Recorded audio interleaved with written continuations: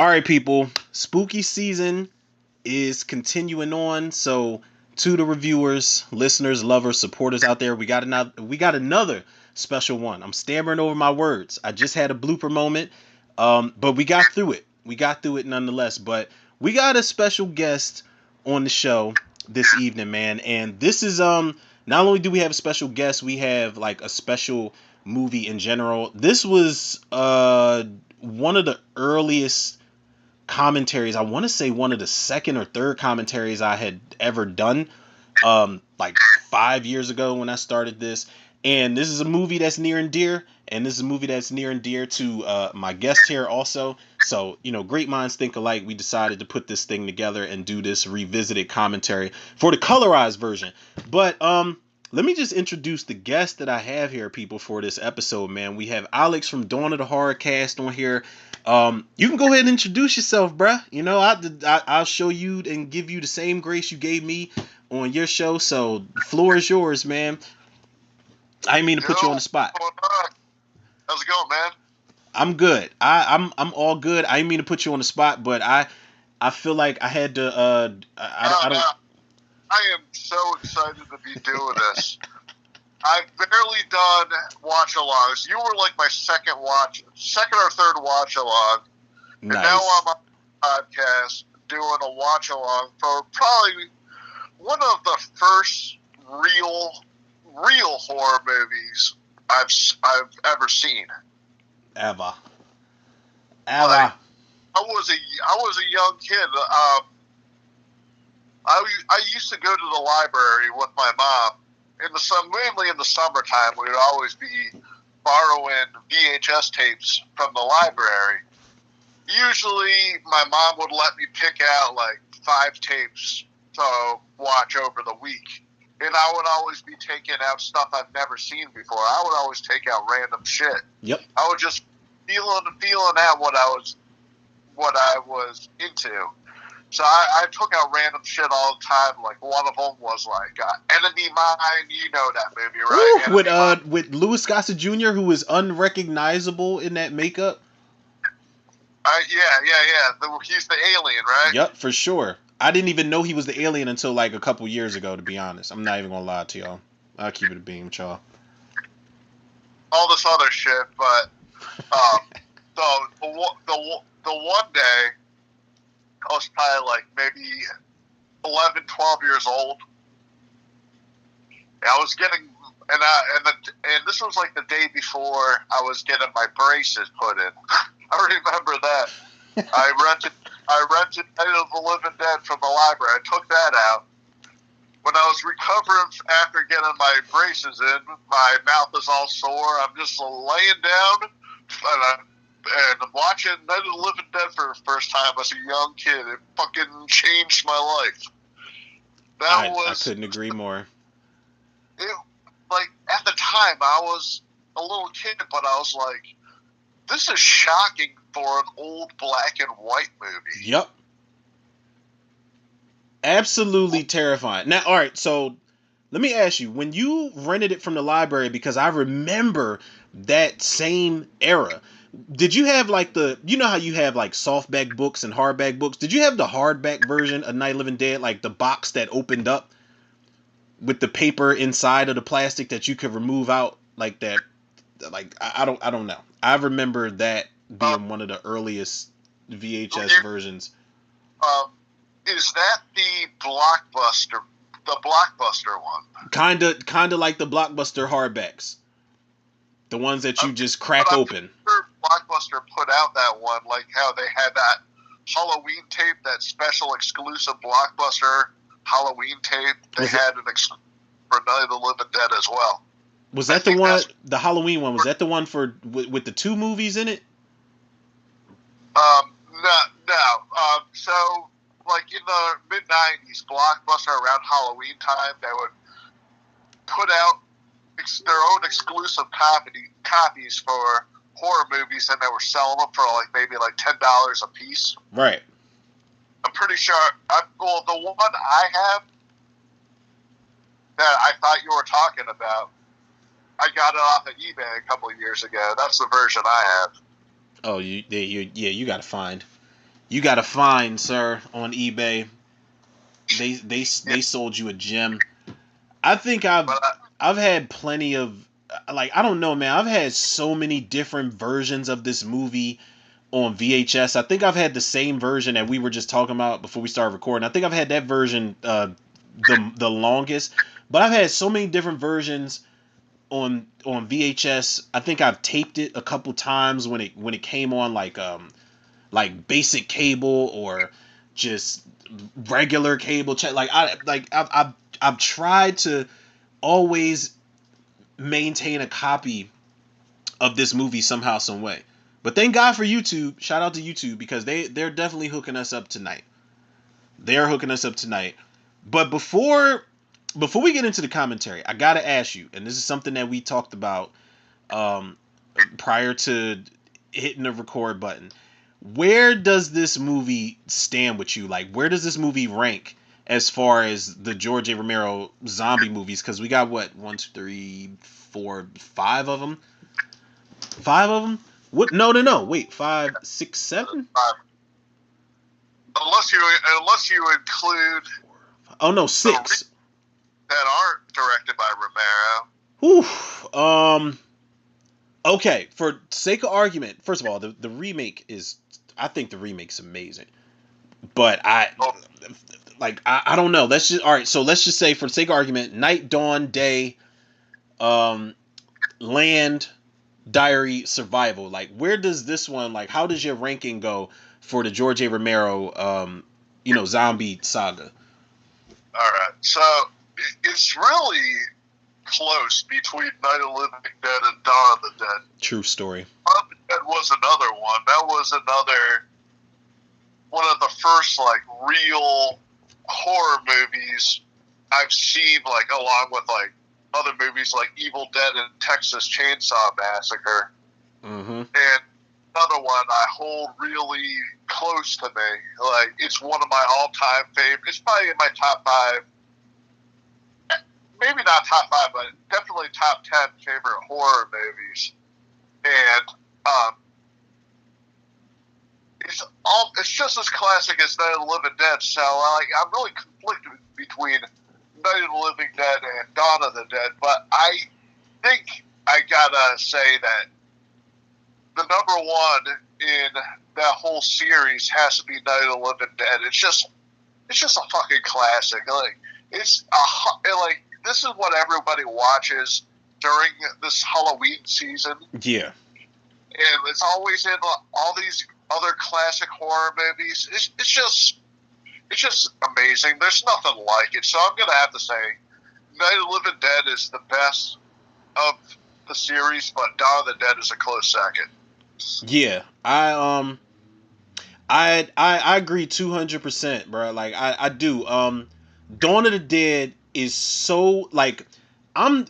This is like my loyalty to Night of the Living Dead is unmatched. Like, this is the movie that made me find my calling as, like, I say this all the time. It made me find my calling as a writer.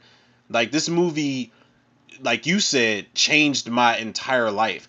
But when people online make the argument that Dawn of the Dead is the better movie and it's one of the best sequels of all time, or the best sequel of all time, whatever claims they make about Dawn of the Dead, I just let those people be great because they always got valid arguments. Like, Dawn of the Dead is really the epitome of how you do a sequel, and they did it long before Texas Chainsaw Massacre 2 or Friday the 13th Part 2 or Halloween 2. Like, that was back in 78 when, like, Dawn of the Dead, like, when Halloween was just coming out. I don't remember which one came out first, but I think my ranking for the series, it goes as they were released.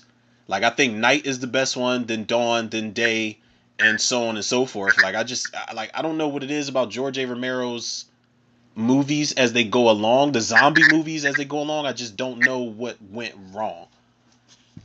I'm gonna have to agree with you. It's Night, Dawn, Day, Land, Diary, and Survival of the Dead. Land of the Dead is definitely not as strong as the first three, but Land of the Dead is still a fun movie with Dennis Hopper. Dennis Hopper was great in that. Yeah, he's great in it. I love him. I love I love John Leguizamo. I love Asia Argento. I love Robert Joy. Like it's got a solid cast to it. It's Yeah, just yes. yeah, I think Land of the Dead. I think George A. Romero, he finally got the money that he wanted for Day of the Dead.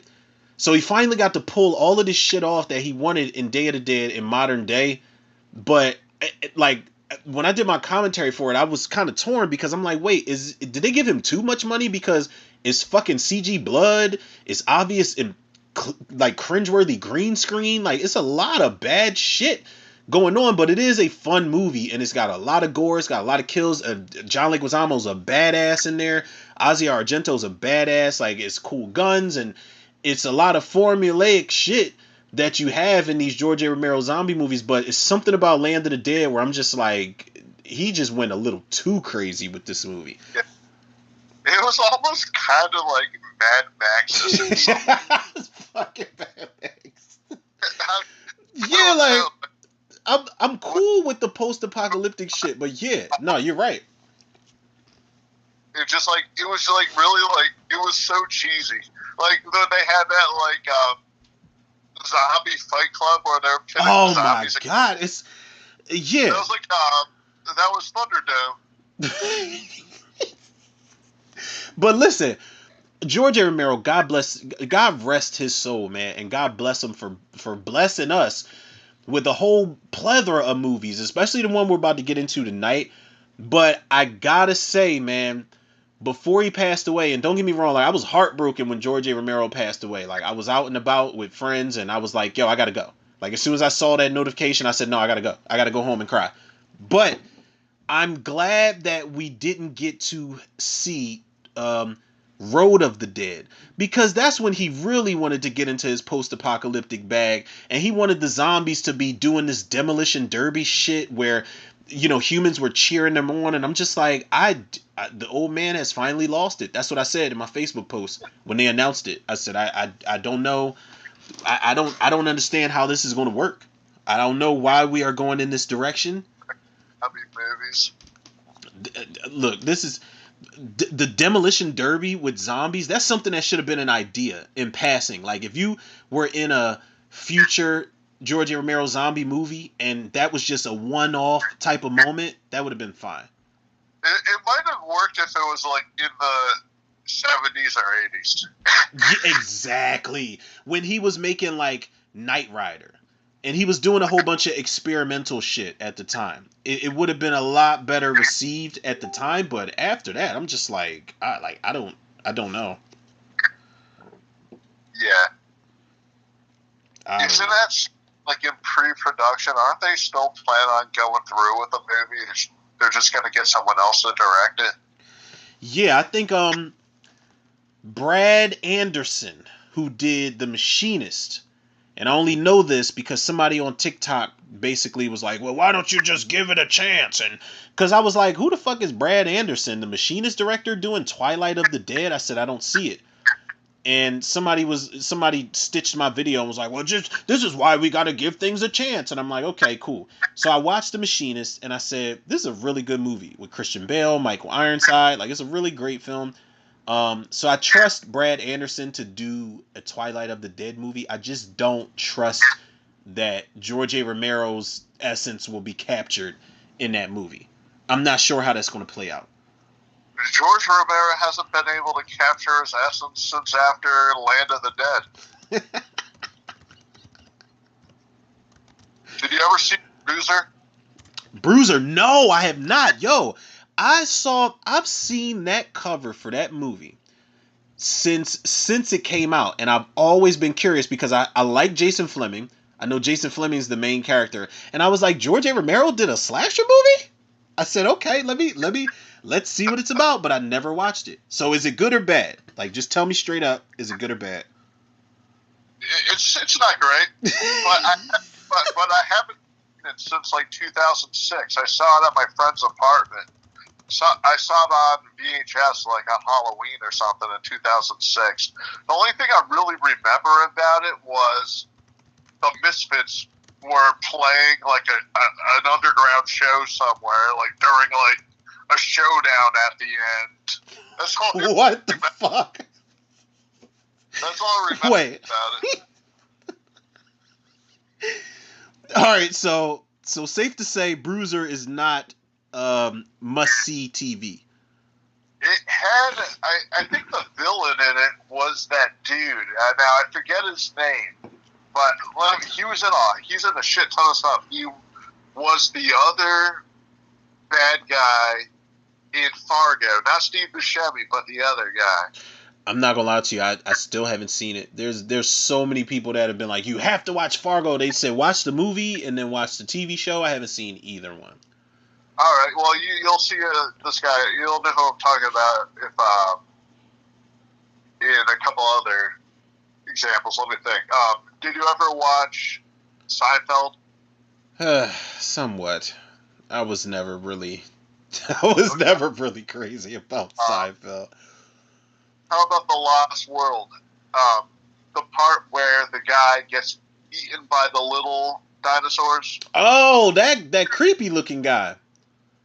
The guy that zapped the little dinosaurs. And I know you're talking about. Yeah, I'm pretty sure he's the bad guy. In Bruiser? I'm pretty sure. What? I think. No.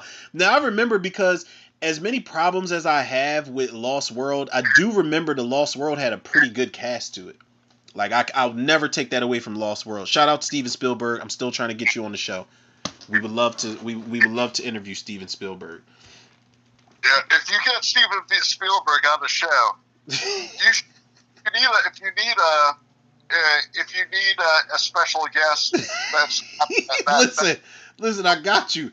If I get Steven Spielberg on the show, I don't even know if I'm going to be able to be a guest on my own shit, because it's Steven Spielberg, man. Like, I remember when they announced that it was a possibility that he was going to direct the Fantastic Four movie, the Fantastic Four reboot, and I said, I don't think this is going to happen, but in the case that it does, oh my goodness, we might see something that the MCU has never seen before. I don't think this is going to happen, but I think Steven Spielberg needs to do a horror movie again. Steven Spielberg, horror movie. Wait. Well, he did Jaws, and Jaws is a horror movie. That's right. Now, how can I forget? Jaws And we is just... one of the iconic horror movies of all time. God damn it. I don't know how I forgot, man. And we just recently did... we were talking about Jaws a lot because we were making comparisons when we did the last Shark commentary. People, make sure y'all go on Spotify, tune into Dawn of the Horrorcast, and check out the episode, the watch-along episode of The Last Shark, which is basically, it's like, what, an Italian Jaws ripoff? Was it an Italian film?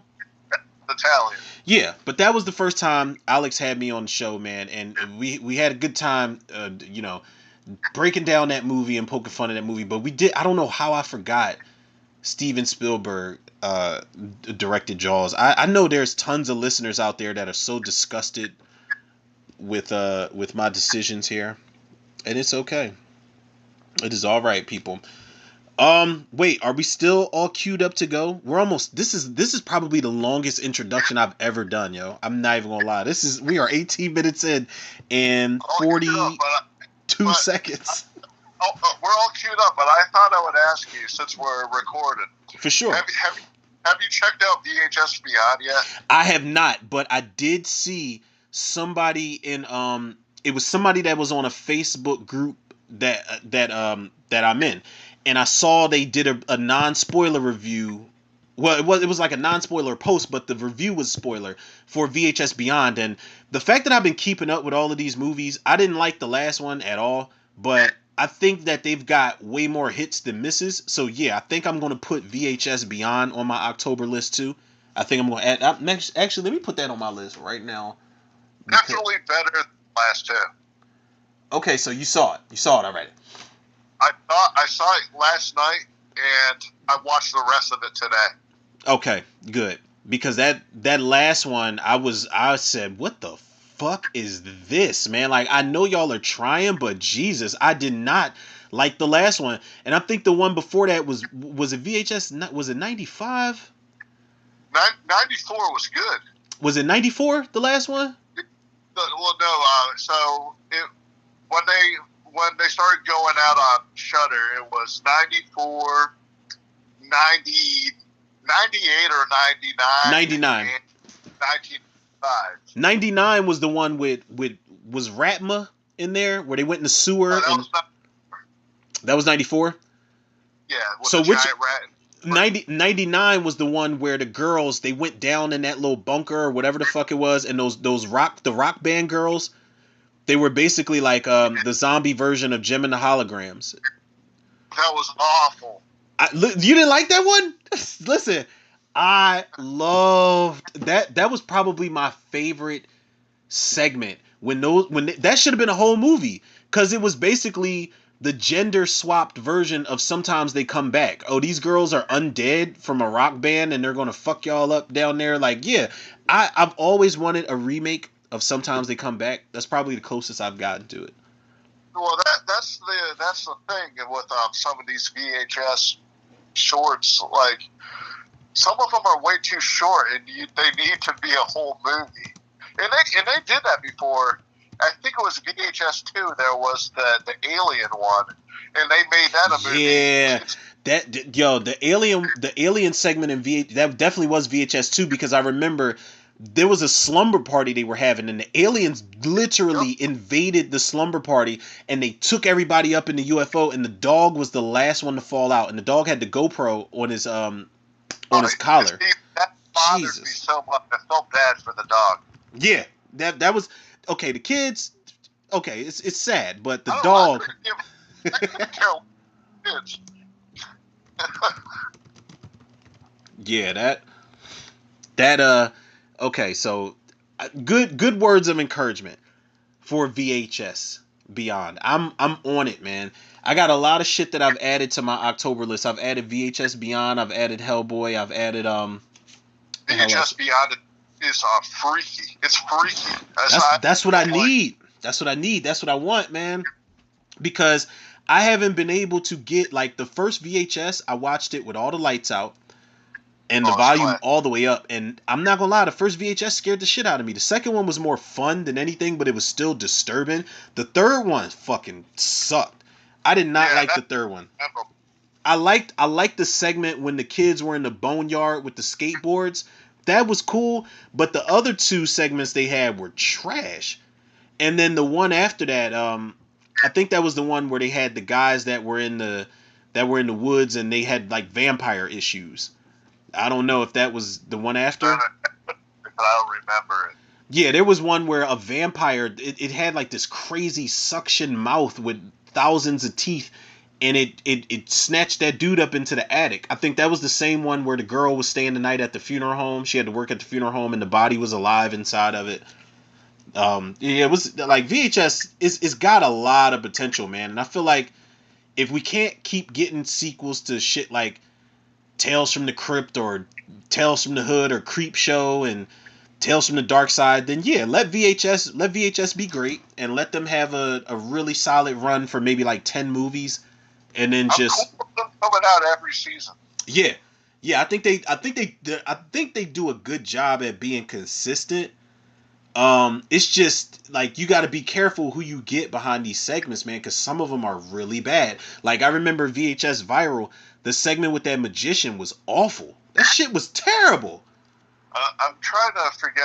I'm trying to remember what country it was. I think it was. It's an Asian country. Remember, it was in VHS 2. It was like that cult. Oh, was it now? Was it all right? Now, people, before we go out spouting different countries, man, y'all know we don't have no racist bones in our body. God damn it, we're trying to figure this shit out, just like the listeners are. I was about to say, is it Indonesia? I don't know. Yes, but I know exactly what you're talking about because that was where the cult. It was a bunch of people in the classroom. It was a bunch of guys with guns to their heads. They were trying to do some ritualistic shit with the girl in the basement, and the guy didn't know that his cameraman was sleeping with his girlfriend. Oh God! Kids know how to make a horror movie. Oh God! Yo, listen, their system. was insane too. Which one? May the Devil Take You. It was Yo, I've never seen it. directed by that guy that did that segment of VHS too. I've never seen May the Devil Take You. I've never Oh, seen it. All right, it's on Netflix original and it's amazing. I thought you were going to say. Hold on, I'm trying to put that on my list now. I thought you were going to say The Sadness, because the sadness. The Sadness is really, really fun. That I didn't even finish it. I wasn't prepared at all. What, you thought it was shocking? listen. Did I think it was shocking? The Sadness was a movie where I was like, okay, this is like the Crazies, but the overseas version. I can deal with that. But then the crazier the movie got, I was like, this shit is going into dangerous territory at this point. This is fucking insane, man. I kind of like the idea of it. Now, you know how they were wearing masks and stuff? Yeah. It gave me an idea for like a horror movie, but I don't write horror movies really. Like, I come up with ideas every now and then, and I write them down.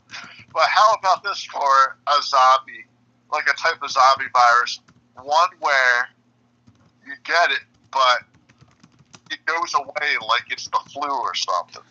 Like, you turn into a zombie, then after like a couple of days or whatever, when you're better or whatever, it goes away. It's viral. Could you imagine, like, you wake up after a night of having a virus, and then you're just like, yeah, man, I didn't hurt anybody, did I? And it's like, nah, you ate 17 people last night. That'd be, yo, that is epic. You gotta put that down. And nobody out there steal that fucking idea either, because he came up with it here first. So and we know. People are like, they get arrested for a murder. They try to use that as an excuse. I was sick at the time. Yeah, exactly. Hold on, I was trying to. All right, so we all queued up. We are. Are we still good to go? Yo, people, this is literally the longest introduction I've ever done, man. But only when I have a guest on board do we get sidetracked. A podcast introduction right here. It's like it's only when I have special guests on board, man. But I wouldn't have it any other way. For spooky season, people. Now, granted, we are doing, again, for the uninitiated, we are doing, well, this is my revisited, but this is our first time doing this commentary together. So nonetheless, we are doing a Night of the Living Dead 1968 full-length commentary, people, but we are doing the colorized version. So we got to shout out A Glimpse Through Time YouTube channel. That's the name of the YouTube channel that's providing us with this movie. But it is on YouTube. There's a bunch of other people. This shit is like public domain. So, my ancestors probably have this shit on public domain somewhere. So it's all over the fucking place. But I say all that to say, that's where we are tuning in, people. A Glimpse Through Time has it on their page in case y'all are tuning in. And y'all know, if y'all are tuning in, y'all are the true To The Reviews MVPs. So we all synced up. We good to go. We are. We're good. All right. Do you wanna count us down before we hit the play button there? Sure. Yeah, right. You can. You can count us down for sure. 5, 4, 3, 2, 1. All right. Wait. Okay. Wait. Are we? You hear my background? Are we synced up? I do. I hear you. Okay, cool. I gotta turn it down just a tad bit. Yeah. How about you? Can you hear my end? Hold on, let me turn mine down.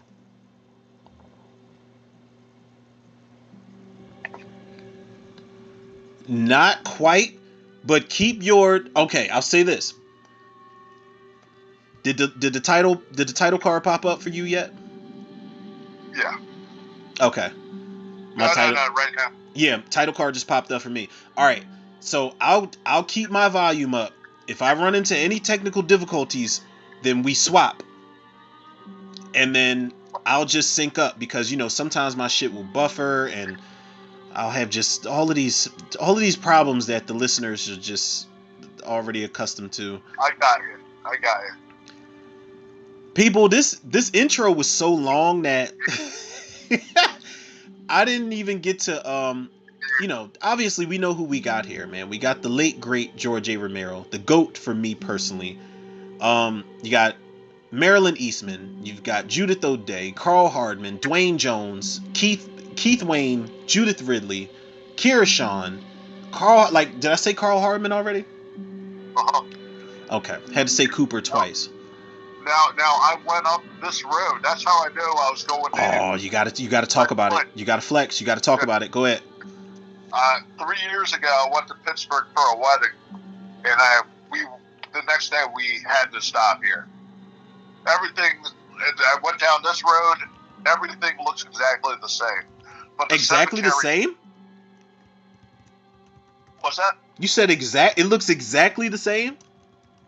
Well, yeah, because we everything that is the entrance. You know what I mean? Everything is accurate, is what I'm saying. The upkeep for this place must be insane. The time changes the first day of summer. What? Yes, it's really cool. Now, to me, I don't know if you remember that show, Clarissa Explains It All. Oh yeah. Is it just me, or has Johnny always looked like Ferguson? I figure we're either gonna have to move Mother out here or move he looks like the brother. Trip like this? He does. Never thought about that. Yeah, he's always looked like Ferguson. Him and Courtney Gaines from Children of Corn. Yeah, exactly. Malachi from Children of Corn. He's always looked like Ferguson from Clarissa Explains It All. Mother wants to remember, so we track 200 miles into the country and she stays at home. Well, we're here, John, all right? Where do you think they're coming from? They were coming from Pittsburgh, right? Well, they're in Pittsburgh now, but he said 6 hours to drive back and forth. Yeah. So that's another good question. Like, where did Johnny and... Listen, man, Tom Savini needs to stop playing. Because I definitely wanted to pitch an idea to him back when George A. Romero was still alive, and it was kind of like explaining some of the shit that we didn't get explained in this movie. Where were they coming from? What happened with the Coopers prior? Where did Tom and Judy go swimming? It's a whole bunch of loose ends I was trying to tie up, basically. Or how long was it going on for? Because everything seems calm right now. But apparently it's been going on all day because yeah, the Coopers are already hiding out in the basement. Exactly. They've been there. And it's evening, but she said it's 8 o'clock and it's still light. So what time did the Coopers even get to that house? They were there for a while. I wonder what happened to the one from last year. This is an interesting colorized version. I feel like this was the first colorized version where they were like, yeah, we'll just try. We'll try to do it. Aside from being a little weird, I think the quality is good. Yeah, picture quality is definitely good. That's why I said, yeah, you definitely picked a good one. The skin has a bit of a weird glow, but yeah, especially Johnny in this moment right here. He looks fucking orange, like he's radioactive or something. They look like Oompa Loompas. Hey, come on, Barb. Church was this morning, huh? He does. People are gonna confuse the people for zombies. It's like who's dead and who's alive in this movie. But zombies might look even better now. Well, we about to find out. Do you remember your first reaction to? I sound like Johnny, where he's like, "Do you remember we were small, we were high?" But no. Do you remember your first reaction to seeing that Bill Hinsman zombie walking in the distance like that? I didn't know what was going on. Do you remember one time when we were I was just like, oh, it's just the same way Johnny looked at him. Oh, it's just a regular guy. I jumped out at you from behind the It looks tree, exactly and Grandpa the got same. all excited, and he shook his fist at me, and he said, "Boy, you'll be damned to hell." Now that's what made right over there. the remake different. They had that fake out with that normal guy, but Yeah. wasn't that like hurt or something? Yeah, they had they had the guy like kind of bump into Barbara, and he's like, "I'm sorry, very sorry." Oh, Stop it. classic line, people. They're coming for you, Barbara. Stop Classic it. line and classic moment. They're coming for you. What'd you say? Look, there comes one of them now. They're Damn. coming for you. It's probably like one of the most iconic I'm getting out of here. lines in horror. Yeah. Yup. For sure.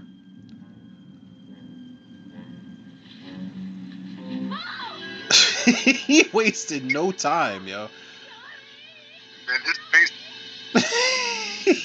Listen, I would have probably screamed the same way she did because he was hell bent on doing damage to her. this is weird. Like how glitchy it got. They almost like went invisible for a minute. See that? Oh God, it's just the way that they executed that sequence.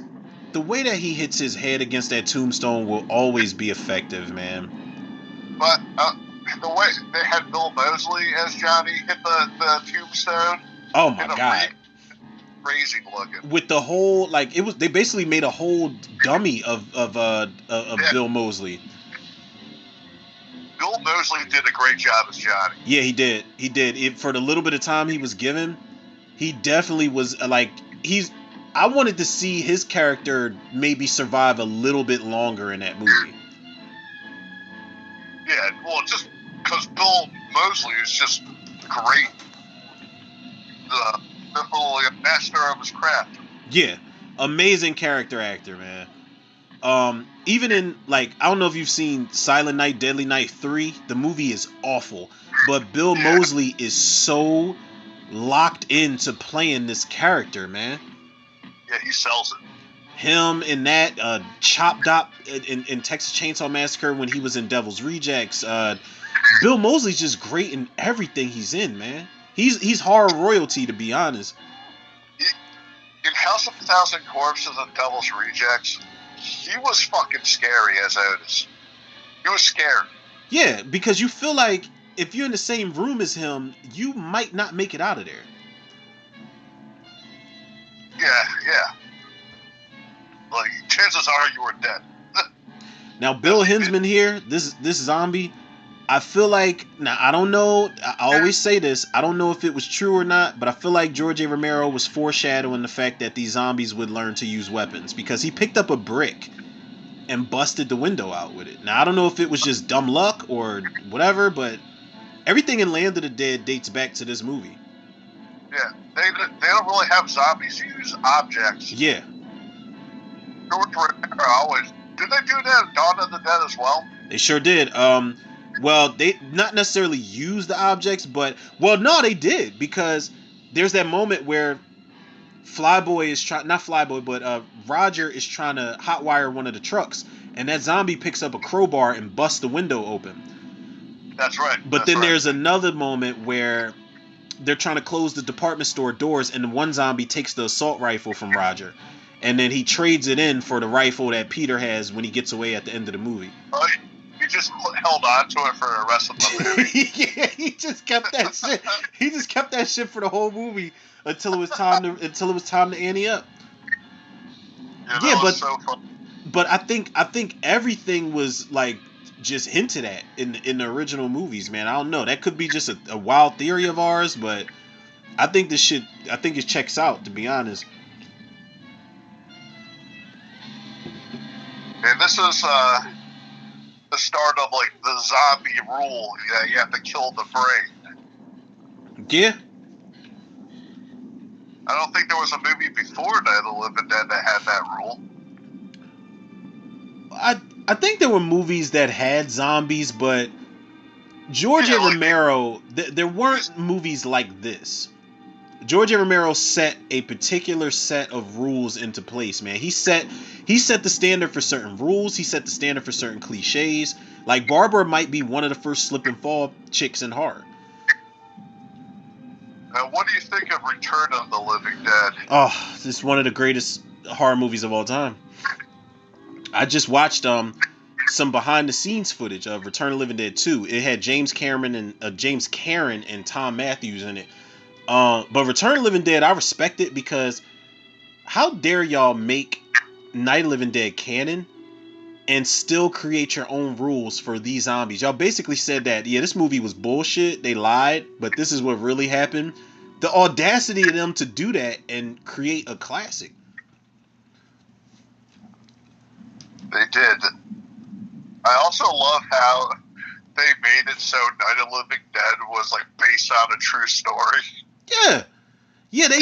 They turned, while George A. Romero was trying to be a trendsetter, they turned the trendsetter on its ear. Like that is insane, man. That's like Return of the Living Dead, and then the zombies, they run, they talk. That was the first set of zombies that craved brains. It was almost a sequel to this movie. Yeah. In a way, like they reference Night of the Living Dead as an actual thing in that movie. Yeah, they're basically trying to say that the trioxin zombies that are on those barrels are the zombies from 68. Yeah, which is crazy. But what is a continuity error is I think they say in 69. They say 1969 in Return of the Living Dead. So I guess, I don't know. So they really wouldn't get sued? They had to change the year? I don't know. I don't know if it's that or just someone slipped up and made an error.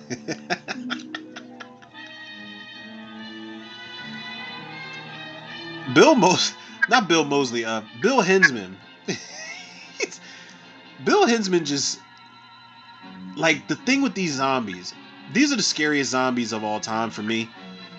Because I don't, like, they weren't given any real direction. This is before you had zombie school and zombie choreography. He just was like, yo, just do what you think a dead person would do. Yeah. And it works. This one always freaked me out. Yeah. The fact that he's... One question. How come that person didn't come back to life? Probably because the zombie was like, listen, my face is already gone. I don't have anything left for y'all. I guess maybe somebody could have shot him. The way Dwayne Jones pops in the frame like that has always cracked me up. Psychotic. But I love how they stare at each other for a moment to make sure that they're not zombies. Yeah. Right. Oh, you know what? I think I was on Pluto, and I just turned on some random old movie on one of the old movie channels. I'm pretty sure Dwayne Jones was in it. Was it Ganja and Hess? This pump out here is locked. Is there a key? He's in like this He's in like this blaxploitation vampire horror movie called Ganja and Hess. I still haven't seen it. And he's in Beach Street. He's also in Beach Street, but he's only in like a couple scenes in that movie. He's been in some other shit, but I've only seen him in a couple things. This is what I know Dwayne Jones for. Yeah, same. And he does a great fucking job in this movie, man. And the crazy thing is, like, with this is probably something I should save for the end of the episode when we rate it, but Dwayne Jones got the role because he was the best person for the role. George A. Romero has gone on record to say this role wasn't written for a black man, a white man, it was just written. And it just so happened that a black guy got the role for the movie as an alpha male during a time where black alpha males in movies weren't really common. And I think people over time have created like this sort of like racist undertone with this movie. At least with the characters of Cooper and Ben. I think that's something that we kind of like certain people have kind of, not everybody, but certain people have kind of like made up in their minds. Because I don't think George A. Romero intended for that. like I've heard people say that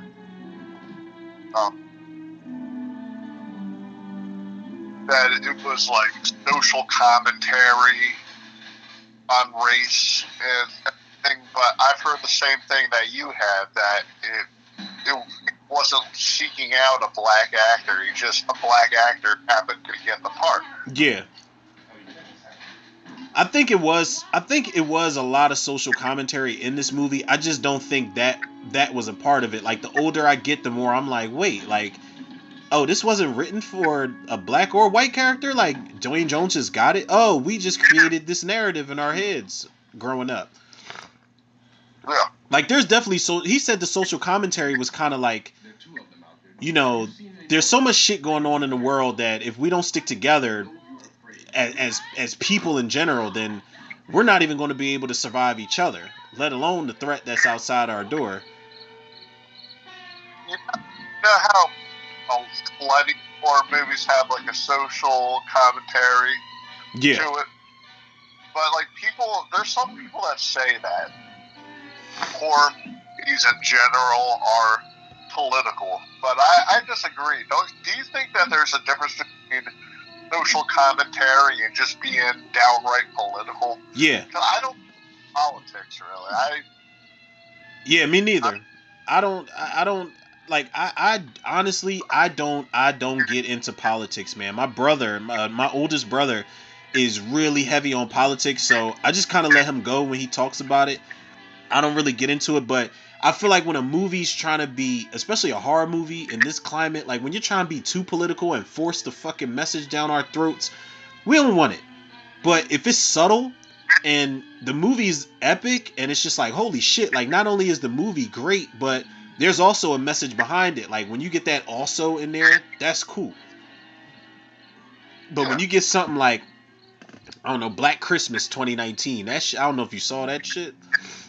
It was the worst thing I've ever Jesus, seen. man. Oh my god, it's bad. Like, you remember that shit you was telling me to look up before we start recording, the Birdemic? Birdemic is entertaining compared to Black Christmas 2019. I would watch Birdemic.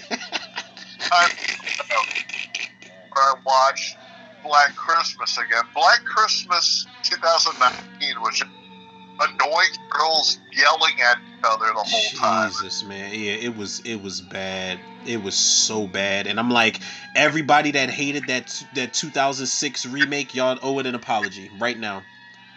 Yeah, seriously. The only part I really remember from Black Christmas 2019 was when the one girl was like talking about how like all men suck, this, that, and the other. Yep. And the guy like, not all men are like that. And the girl was like, I'm sorry. Did you just not all me? Yeah. It's bad, man. Now, do you see this right here? This zombie's his eyes are moving. Listen, I know I'm not crazy, man. His fucking eyes are moving. He's like, yeah, I'm not quite dead, but don't tell anybody. Like, the first couple of times I saw it, the way she was looking at that zombie, I thought it was implying that the zombie wasn't really dead yet. Maybe this was some Return of the Living Dead foreshadowing after all. You can't kill what's already dead. Maybe he was the first trioxin zombie and nobody said anything. That's like a plot twist we might have just uncovered. I also love how Return of the Living Dead doesn't give a fuck about making sense. It's also like sort of like it's like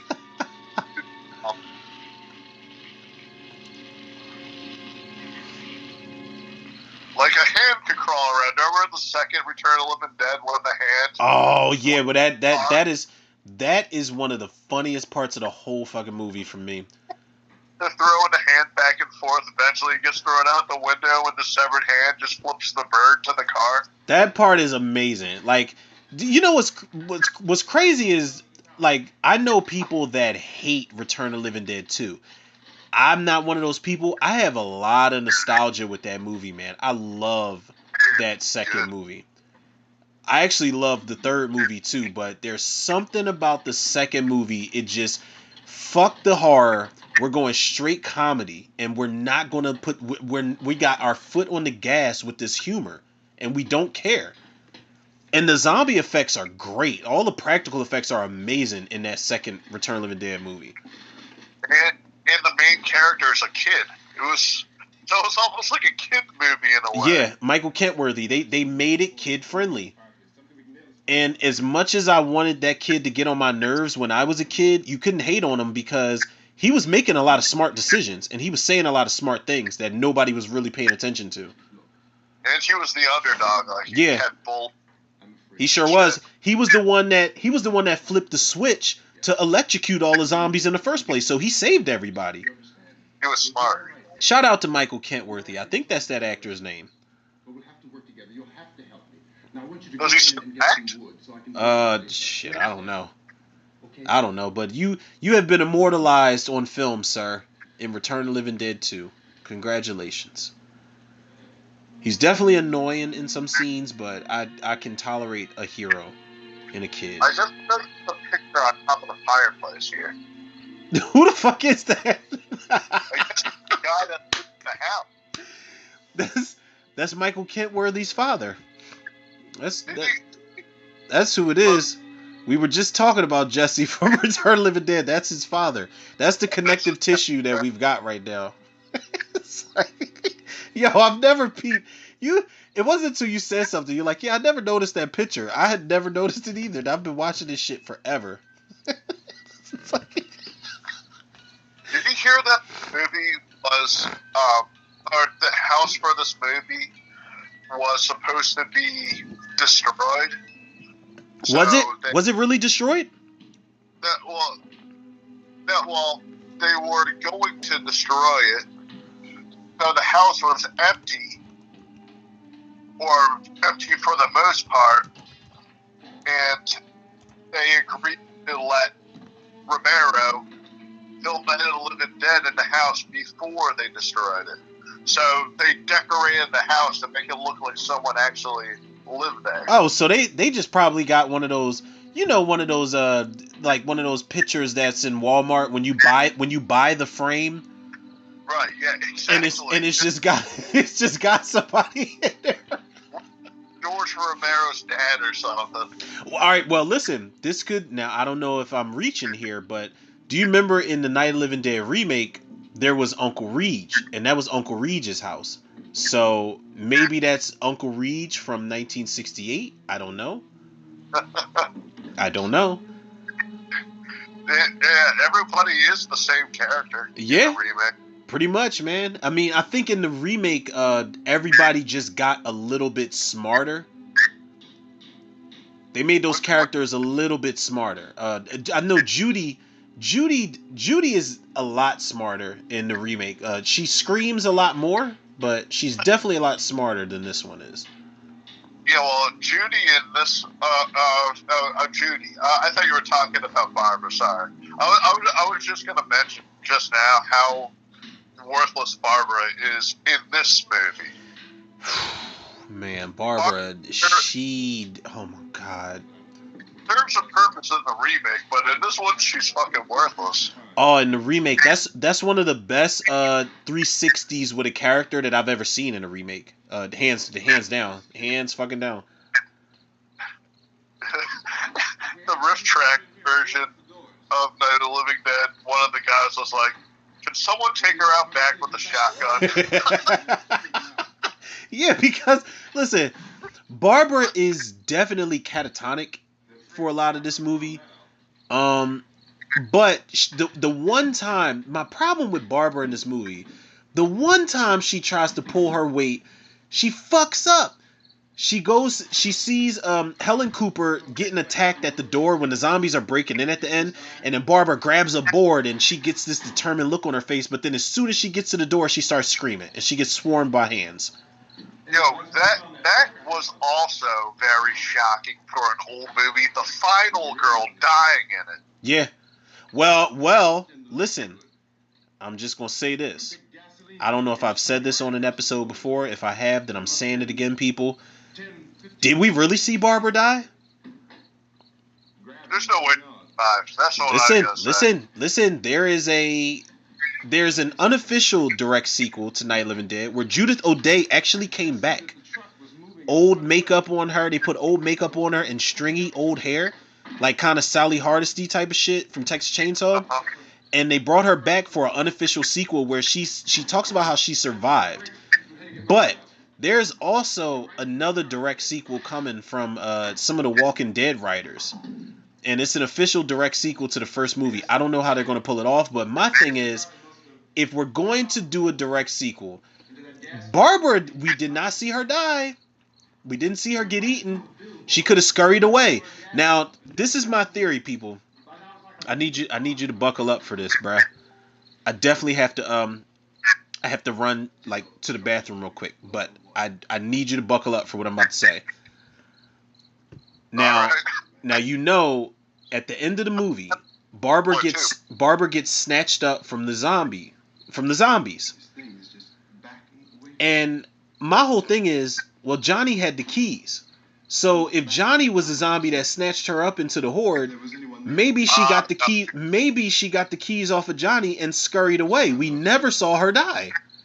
All right. And Judith O'Dea is still alive. And I think that they need to get this idea out the fucking way before. There's a lot of Night of the Living Dead casts that are gone. I think some of the only people that are still alive are Judith O'Dea and Russell Striner, her and Johnny. I'm just reaching. I don't know, people.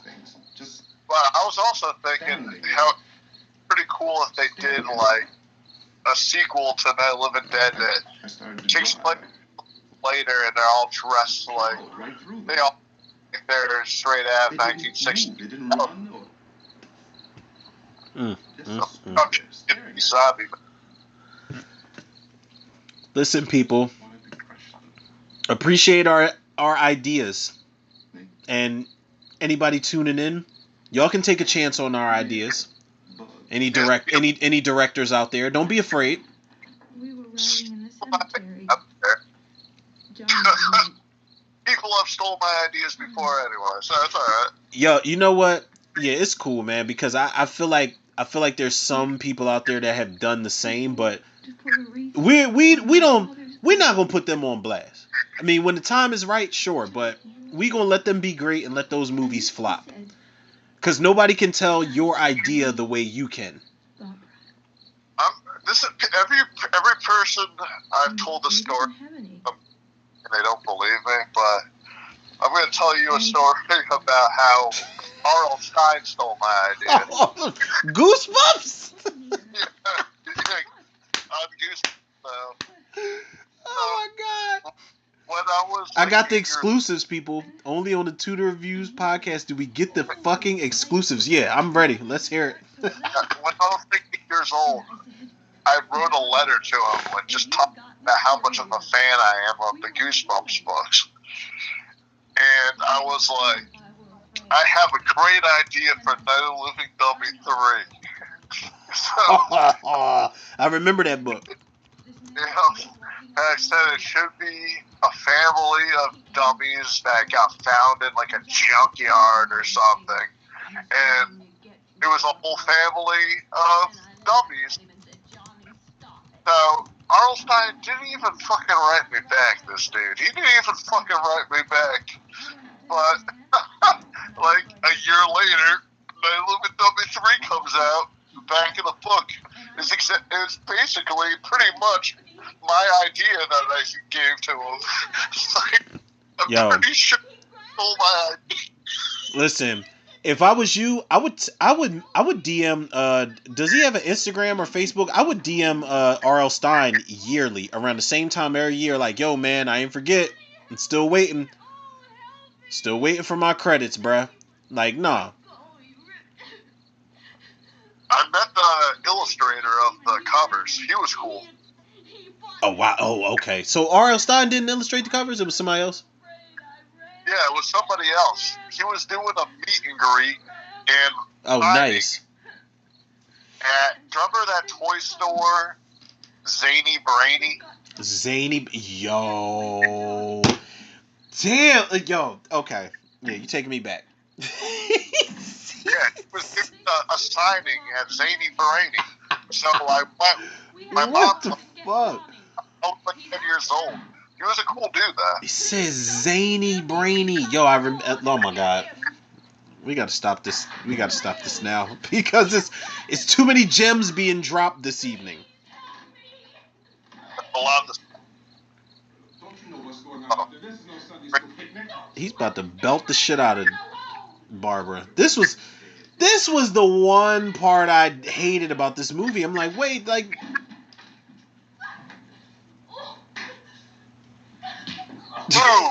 he he socked the shit. Listen, George A. Romero said that Dwayne Jones had a big problem with this scene. That is my only, like, probably one of my biggest complaints about this movie is like, yo, like, I like, I want to root for this character, but every time, like, the older I get, the more I root for him. I'm just like, wait, didn't he sock that woman?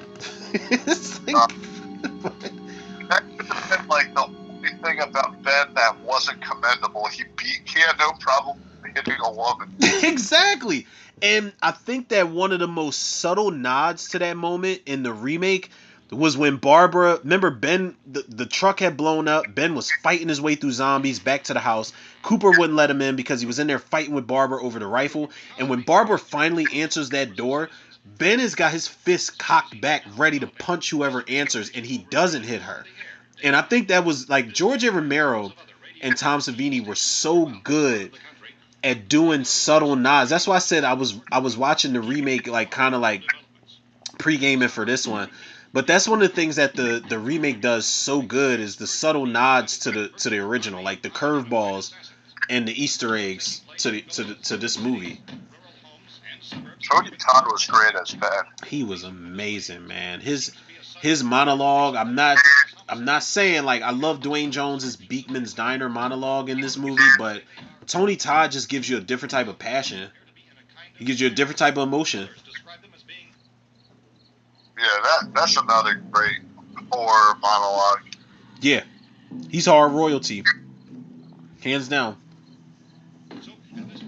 Tony Todd is I think that whole cast they got together for Night of the Living Dead, the remake, like, the cast in this movie is great, but it's really hard when you do a remake. It's really hard to top or be equal to performance-wise the cast that came before you. But I think the cast in the remake did a great fucking job. Everybody, even the girl, even the daughter, Cooper's daughter, who has no lines.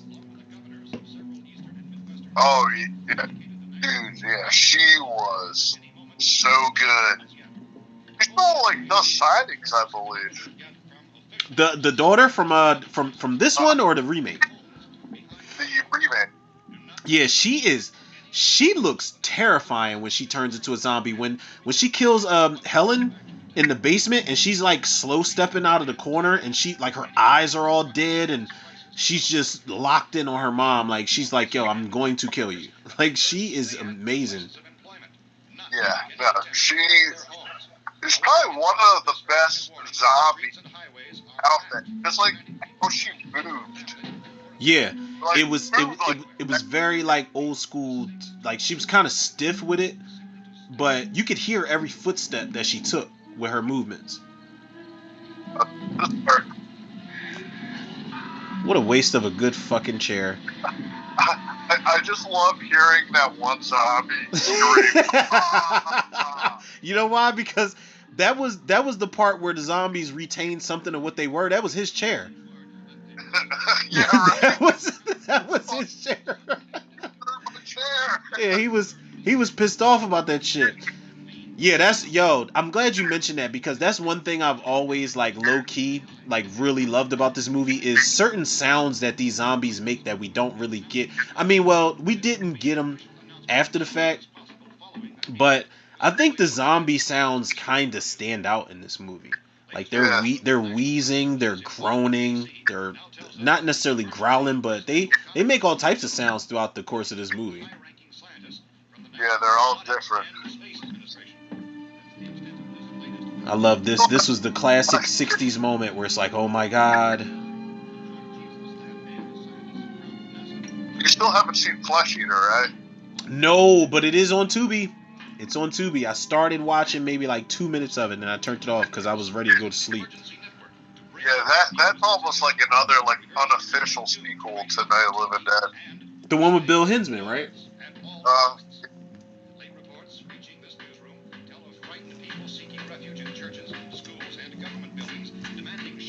I'm pretty sure Night of the Living Dead. And Barbara's like, what the fuck hit me? She just took a power nap, and she's like, I don't even know where I'm at this point. And listen, Ben, as much as we want to root for him, he's the reason she's catatonic. She was already going crazy, but he done knocked whatever rest of the sense that she had out of her head. Yeah, she probably doesn't really.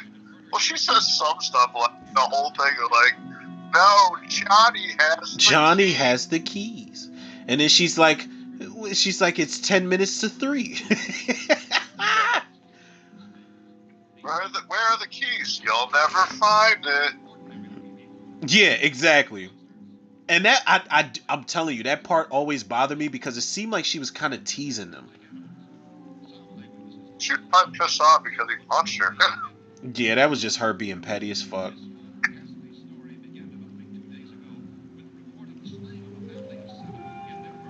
All right, also, I think I feel like it's still like it's the 1960s, so they're probably knocking some sense into a woman was probably like somewhat acceptable back then. You know what I mean? it was mainstream for them. That's probably how they got down back then. A box of bullets. How lucky is that? Like a video thing. Yeah, it's Resident Evil all over again. All right, two seconds. I gotta run away real quick. For two seconds, I gotta use that. Found a gun and some bullets out there. Or in these.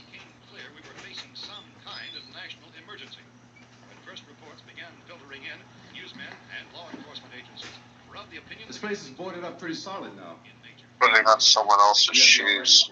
That's weird to me. He has a gun and bullets, food and radio. Sooner or later, someone's bound to come and get us out. Talking to her like he didn't hit her. Fire. Hey, that's us. We're doing all right.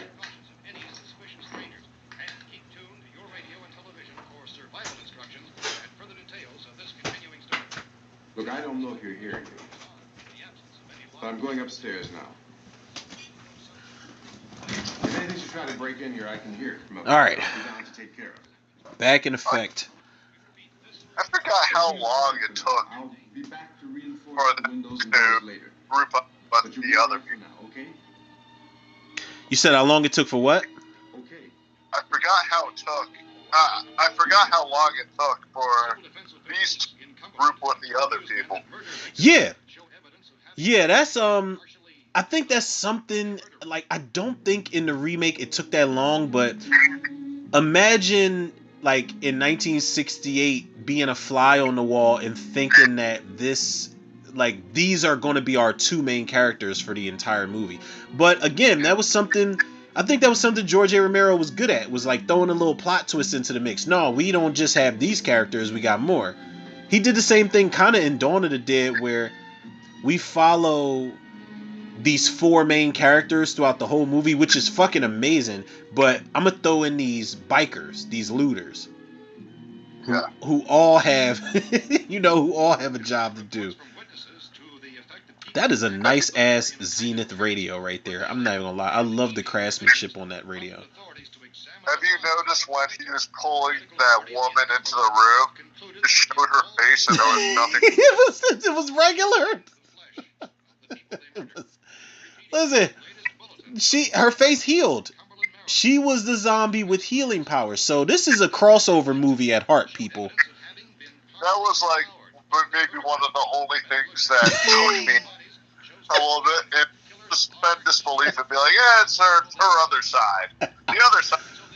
Now do you know who that zombie was that corpse was that he was pulling on that rug? Yeah. Okay, little fun fact. That was the little girl that played the daughter, Cooper's daughter. That was Kira Shawn. Oh, really? Yeah, that was her. Okay. Cooper came out. I hate the way Cooper came out with that metal bar like he was ready to do something. I hate it. Well, he's a dick. Okay, but can we agree now? The older I get, Right the whole time, yes. yeah, okay, now, yeah, okay, yep. You read my mind, bruh. Say no more. Say no more, because you knew exactly what I was going to say, and you answered correctly. Because the older I've gotten, I like as a kid, I was just I fed into the narrative, and the older I've gotten, I was like, wait, like, and especially once I became a father, I was like, wait, hold on, like, Cooper was right. It's just, he's one of those guys where his execution sucks, but his theory and his planning is pretty good, but his execution sucks. Yeah, just really, like, stubborn. Yeah. Yep. He's not really to level with anybody. Now, my dream casting, if I ever got to make my remake of Night of the Living Dead, my modernization of Night of the Living Dead, Rob Corddry. Do you know who Rob Corddry is? From Hot Tub Time Machine. That guy. The bald-headed guy, Lou from Hot Tub Time Machine. And I'm telling you, those things turned over our car. Him as Cooper is. Now you tell me those things can't get through this lousy pile of wood. What'd you say? You was breaking up for a little bit. Funny. Rob Corddry. Say again? I said Rob Corddry. Funny. We could strengthen everything up, Mr. Cooper. With all of us working, we could fix this place up. Now, Tom, Everything we need I- up here. We can take all that stuff. Tom is like, I know Tom means well, but god damn it, man. All these windows, you're gonna make them strong enough. Tom is a pain in the ass. I told you those things don't have any strength. I smashed 3 of them and pushed another one out the door. Did you hear me when I told you they turned over our car? What'd you say? Yo, your phone's breaking up a little bit. Only there's not going to be 5 or even 10. All right, well, There's only keep 20, going. 30, maybe 100 of those things. And as What'd you soon as say? they know we're here, this place I is said gonna be keep crawling. going. Even if I do break up, just keep going, and then I could even try calling you back. Oh no, you back in you back in it. It was like the more you was going in just now, the more I heard it. But up here, all these Okay, windows, you hear me now? Yeah. We're gonna hit us next. You got a point, Mr. Cooper. But down in the cellar, there's no place to run. It just was a little in and out, no big deal. Now I don't know what, like, we're watching the colorized version, people. I don't know what fucking color they were going for Tom's shirt. Like, what the hell? What is that? But down there with no windows, if a rest It's of like the kid- grayish pink.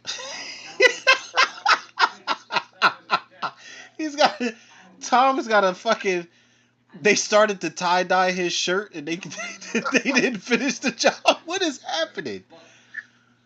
No, I had a gray sweatshirt and it got washed of like bright colored clothes because there was like spots of pink on it after it got washed. I was Now you make yours. Now wait a minute. Let's think about this. Jesus. We can make it to the cellar if we have to.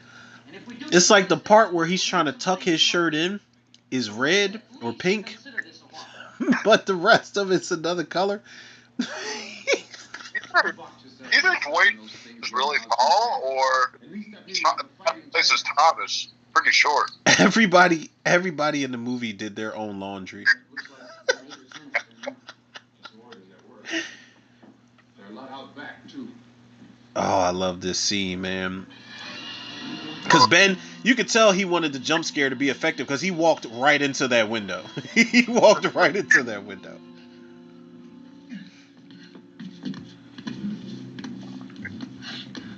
Figures. Yeah, I remember this as a kid. I was like, oh my god, like what? You can cut people's fingers off on screen? Like, I was so confused watching this movie as a kid, man. I think there, with the black and white, it helps. Yeah. Because in color, it was so obviously fake, you know? I feel like we understood what it was. Like, you see how Ben looks at Tom right here? Because he's like, yo, I shot him in the heart. Yeah. There's a lot of stuff like that you don't catch on. Yeah. This was, again, this was why George A. Romero was so good at setting up rules in his movie. And I'm not gonna lie, I'm very obsessed with how it sounds when he cocks that rifle back. There's so many classic sounds in this movie for me. When they all come out of the woods. It's one of the first naked women on screen, by the way. Yeah. Oh, really?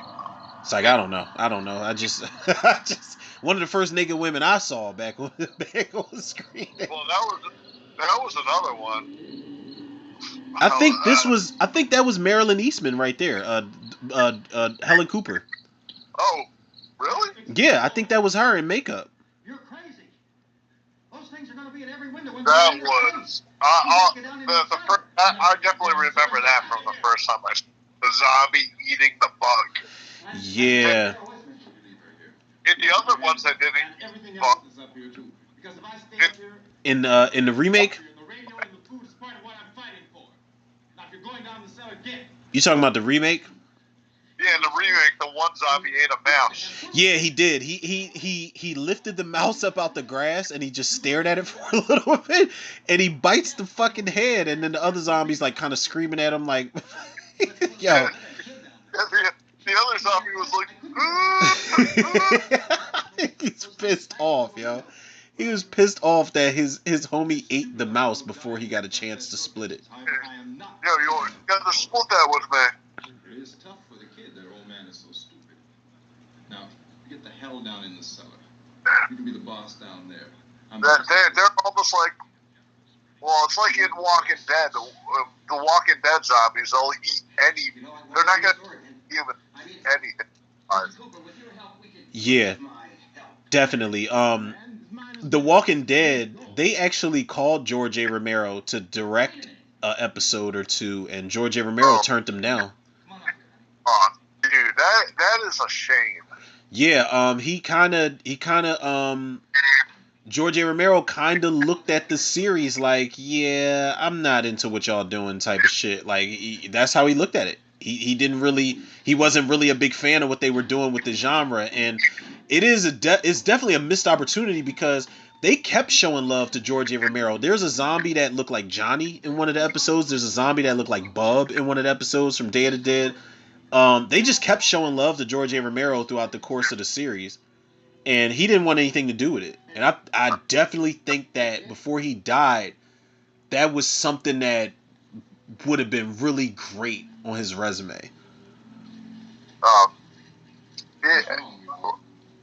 Do you think he didn't like it, or do you think that he didn't agree with it because it was the same exact formula as his movies, and he thought that they should have done something different? Yeah, well, I think one of the things that he had a problem with was the fact that they were doing shit so similar to what he did, and they didn't really call him to consult him about it.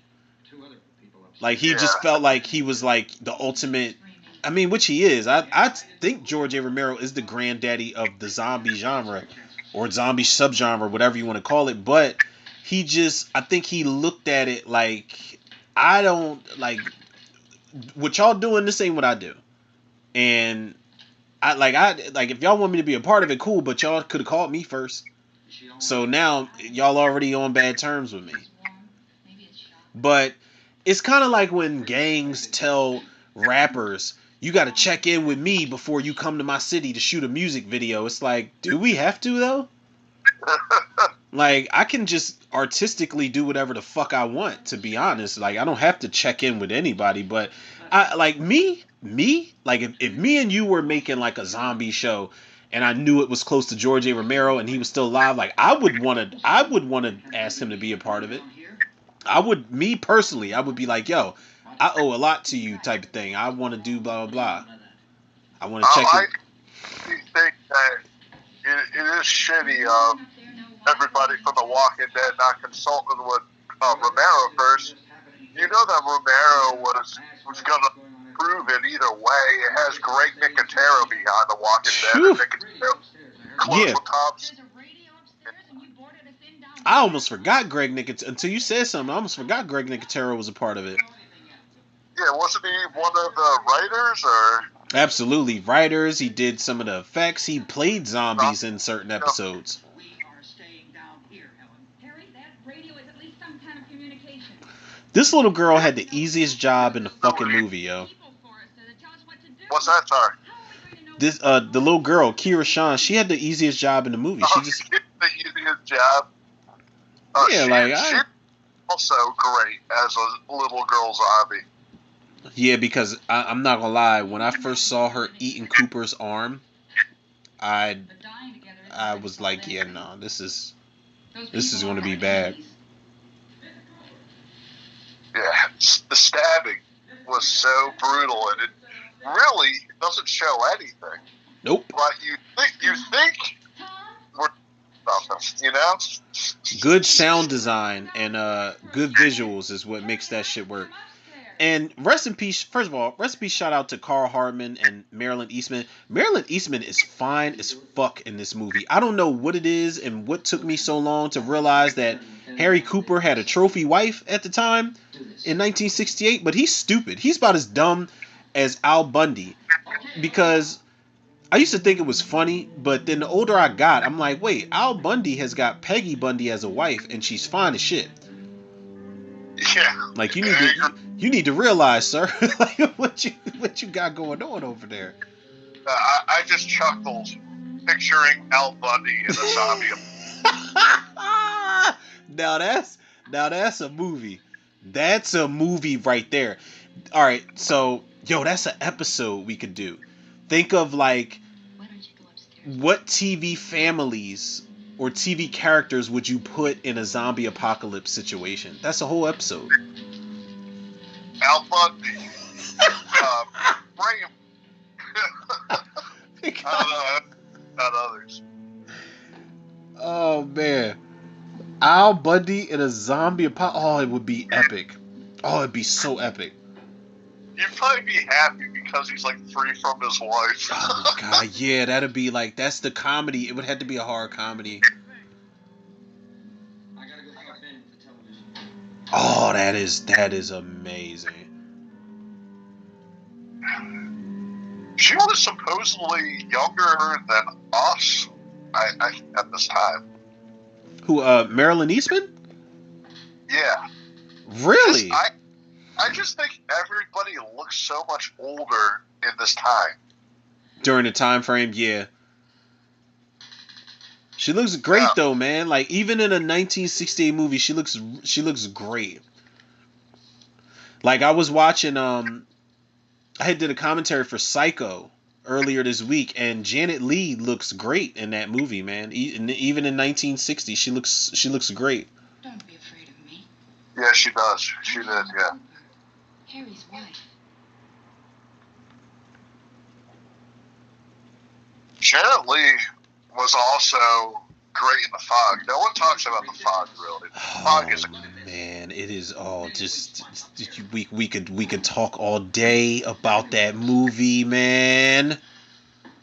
Have you done a watch along for that one yet? I've done I think I did a commentary last October for The Fog. I made it my business because I think The Fog next to Sometimes They Come Back is one of the greatest ghost stories in film. Like I think The Fog is so well done. It's scary as shit. I think that movie's still scary to this day. Like it's genuine scares in that movie for me. And the cast, like Janet Leigh, Nancy Loomis, Tom Atkins, Jamie Lee Curtis, Hal Holbrook, like come on now, like that movie's amazing. The remake is garbage. Jesus Christ, man! I went to the movies to see that bullshit. I don't want anyone's life on my hands. Is there anything I did not see it in the theater. I think I bought it for like $4.20 Blockbuster when they were selling it. That was probably like, I don't know what else to pick. You know, I was pick this. So you picked the Fog? I'm sorry. I never saw it before. I popped it in, and I thought it was the worst shit I've ever seen. It is hands down one of the top 5 worst remakes of all time, man. Of all time. Like, there's been a lot of bad remakes, but this one is awful. It's very terrible. It's up there with Poltergeist, the Poltergeist remake.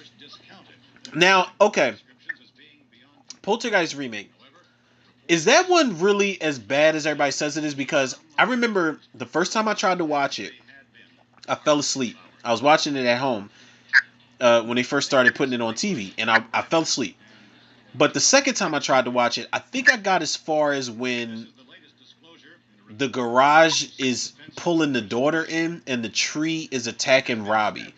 And I was like, okay, this is like, the direction's not bad, but this remake, it just feels very empty. Like, it just, it's nothing really there. And you're not even really better than Poltergeist 2 for me. It was so rushed. That was its problem. It was rushed. And Sam Rockwell as the dad, I'm like, I'm having a hard time locking in with these characters, man. Like Sam Rockwell, like I just like him as the dad. The little girl's name is not Carol Ann. I'm like, there's so many missed opportunities in this remake, and I never went back to it because I didn't feel as though it was a need to. Like, the character of Tangina is replaced with Jared Harris from fucking Resident Evil 2 and Morbius, and I'm just like, wait, like, you're the guy? You're the spirit guide? I'm pretty sure there wasn't a main demon like in the original. Yeah. The original was the Beast. They didn't have any of that in the remake. It was just like a group of actual poltergeists. Yeah, yeah, I can't. It is definitely on the verge of being one of the worst remakes ever. I'm just going to use the facility really quick. I'll be back the same time you were done. Yep. All right. Go ahead, do your thing, bruh. People, I will keep y'all company during the midst of the bathroom breaks. But y'all know, we appreciate y'all for tuning in. You know, if you guys have been rocking out for this long, then we appreciate y'all. We're currently getting into our grand scheme of things where we want to go get the gas, and you know, everybody's got a plan at some point in this movie. This is actually George A. Romero in this sequence right here. He's the guy all the way to the left holding the microphone. I'm not sure that that's certain at all. I don't think that has been an explanation that we have at this time. In other words, it is the military's viewpoint that the radiation is not the cause of the mutation. I can't speak for the entire military at this time, gentlemen. I must disagree with He's like, and I can't respond to 17 microphones all in my face at once. Everything is being done that can be done. We'll have to hurry for our next meeting. Professor, you feel that there is a definite connection between the connection as far Now, as- wherever this is spreading at, it's not in Washington because they're clearly out there. Was the satellite, when the satellite was exploded, unusual amount of Wait, what? radiation enough to cause mutation under certain circumstances? Could have happened at a very... George A. Romero just fumbled over his own lines. He's like, what was the satellite? What's the satellite? I don't even know what it is. This afternoon. There will be a report this afternoon. Look at the doctor. He's like, yeah, we can't tell you anything else. I don't even work for the CDC anymore. We're hoping to get some further explanation of this. I'm telling y'all now, one of the best things about this movie is the news reports. The news reports, I think, help boost the realism in this movie. I saw a sign that said Willard. And It's only about the news reports have always been something that have really stuck with me over the years. We were on our way up to the lake to go swimming. And Judy had a radio, and we heard the first reports about this. So we knew the old house was here, and we came in and found the lady upstairs dead. Then Okay. these other people came. We went down into the basement and put a bar across the door, and it is pretty strong. How could we possibly get away from here? We've got a sick child, 2 women, 1 woman out of her head, 3 men, and the place is surrounded with this thing. Part of the movie are we at? News reports, they have devised a plan to simply get the gas and get back and make it out. Are they referring to the zombies as like assassins? Yeah, it's the news reports where they're just like, yeah, we have an unidentified assassins. Are they talking about how they're eating the flesh of the people they murdered? You tell Judy to come up here and you stay with the kid. Wait, are we? I hope we're on the same part. Wait, which part are you at? Foxburg. Okay, Hall. yeah, no, we on the same part. Yep, we good. Foxburg Hall. It opens its eyes and began to move. Yeah, it began to move its trunk. Its trunk. No, it's probably limbless. Now, Special effects to show that back then. have you ever seen the movie Night of the Zombies, aka Hell of the Living Dead? They definitely rip dialogue straight out of this movie at the end of it. The Italian one? Yes. That one is unbearable. Just because Oh man. it's just like the same theme song as Dawn of the Dead. Yup, exactly. Thank you. It's a Dawn ripoff. Now, don't get me wrong. The theme that they play like towards the end of the movie, towards not the very end, but towards the end of the movie is great. Goblin did a great job with that fucking theme. But it's a Night of the Living Dead, mainly Dawn of the Dead ripoff. And it's bad. But it was one of the movies I had on VHS as a kid, so that must be pretty rare now, that tape. it's on Tubi. Is there It's fruit on out here? Tubi. Yes. We need some bottles or jars. Make Molotov cocktails and hold them up while we try to escape. Hey, And there's a big can of that's where I kerosene down thought. I saw it, and that I'll look for the bottles. all There's a I big could key ring hear down is there. Dawn of the Maybe Dead a theme. key to the gas pump on it. I'll It check. was so We can toss the cocktails from a window upstairs. Meantime, a couple of us can go out and try to get the gas and come back for the rest of the people. But that'll leave a door open someplace. This plan was that's another thing George A. Romero revolutionized was this is the plan for us to make it past the zombies and get away. Plan gone awry type of shit. Like George A. Romero set in stone so many trends, man. I'm not really that used to the truck. I found it abandoned. The thing is, where are they gonna go? You know? Yeah. And I'm not gonna lie, man. Every single time I watch this movie, You and I will go. I go into it with the intentions that this plan is gonna go differently.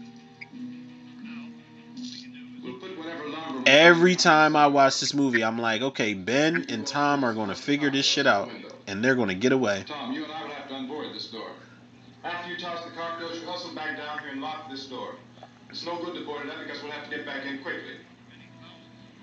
After we get the gas and get back into the house, then we'll worry about getting everybody into the truck. Now let's move it. And Cooper's like, wait, what did he just say? I wasn't even listening. Cooper. Cooper was pissed off. He's like, wait, what? He's like, is this going to be on the test? You always have Cooper time just for me. wanted to do the opposite of whatever Ben. How many we have there? Right. Now, he was even more of a dick in the remake. Oh Tom, my God, was he ever? Yo, Tom Towles, God rest his soul. Also, recipe shout out to Tom Towles, people. But he was, I didn't know that. whoo, he was amazing at being an asshole character. That's why I said, if you want, we can do a climb, bro. We can do a climb. We can do this movie. We can do Dawn of the Dead. We can do Day of the Dead. Then we can do Night of the Living Dead. Like, I'll do a revisited for all of these. Like, that's how much I love these movies. Well, I'm the down television said for that's sure. the thing to do. Because that remake, I think I did that remake. I had like a 6-pack when I did the remake, and I wasn't really satisfied with it. But I'd rather have somebody that's a fan of it also to talk about the shit with. Anything about that stuff. So I would definitely do a revisited for the remake for sure. For how long, honey? We're safe I'm now. But there's going to be more and more of those things. I know all I'll that. watch them anytime. Should to watch them, you know? I told you I was watching a little bit of the remake to pregame for this episode that we did tonight, and the remake is so good, man. Remember we had to go It's through so it? good. This is Yeah. a passing thing. It's one of those examples, like it is really, for me, it's really top 5 remakes of all time, man. Like I got all right, what are your top 5 horror remakes? Ooh, I just all don't know right. you. Yeah, I know, it's a loaded question. Man, let's think about this for a minute. Boy, That's He's a like, great- where's that big smile for me, honey? I know you're gonna fuck this plan up for me. work to do. Yes, you did mess it up. I would say, Aw, we got a little romantic comedy in here, or rom dram. Aw, Judith Ridley, Keith Wayne. We better get her downstairs. We have to go downstairs now, Barbara. Yeah, She's right. You have to go downstairs. yeah. What was I asking you? Like top 5 remakes or something? Then we can all leave. I have a letterbox list. Hang on. Yes. Oh, Barbara. Horror remakes that I liked. Okay. May Living Dead, That's always one. The Hills Have Eyes, Whew. That's a good one. I can't even argue that. That's a good one. Good luck. Evil Dead, Oof. Oh my God. I always go for my 5th spot. I always go back and forth with Evil Dead and Dawn of the Dead. I always go back and forth. I think Dawn of the Dead is better now. I was kind of I saw it, I liked it, then I kind of like was dissonant for a little bit, like Yeah. running zombie. But I saw it a couple of years ago for the first time in years, and I enjoyed it. Yeah, it holds up pretty good, man. I saw Dawn of the Dead in the theater. And I was very unsure about it. Like, I remember I was watching the trailers, I was taping the TV spots, and I was like, wait, I don't see any looters. I don't see Ken Foray. I don't see Galen Ross. I don't see Flyboy. I don't see Like, I was judging the fuck out of it. But seeing it in theater, I was like, it actually was a pretty good remake. And I also enjoyed the Maniac remake. Oh, I've just recently put that on my list, too. With Elijah Wood, I never saw it. Yeah, check it out. Never saw it. Isn't it like first person remake? Uh-huh. Yeah, I can get with that. I like the artistic liberties that they're taking with that one. And I was like, okay, I said I could deal with this. I could fuck with this. It's almost like you're the killer almost. You know? Yeah, exactly. Oh, here we go. Tom I love when Tom ran out the house, I love that he didn't know which way to look. Like he just looked.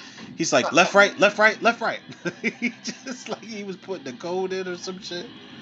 And Ben is all cool and collected. Oh fuck! This is when it all goes to shit, bruh. This is when it all goes to shit because Tom's girlfriend just had to go outside, and Tom just had to impress her. Yeah, babe, I know how to drive this truck. Ben doesn't know anything about that stuff. Watch me work. Fuck She fucked you. up the plan. Yeah, man. It was compromised from the moment she ran outside. Because now Tom is like, oh, my girlfriend's out here. I gotta prove that I'm a superhero, right?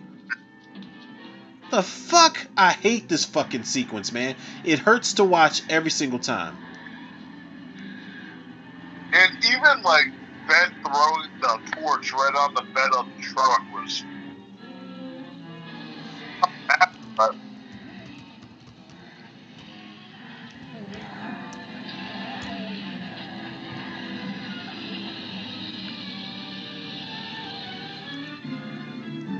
Now this is a shot I was always curious about.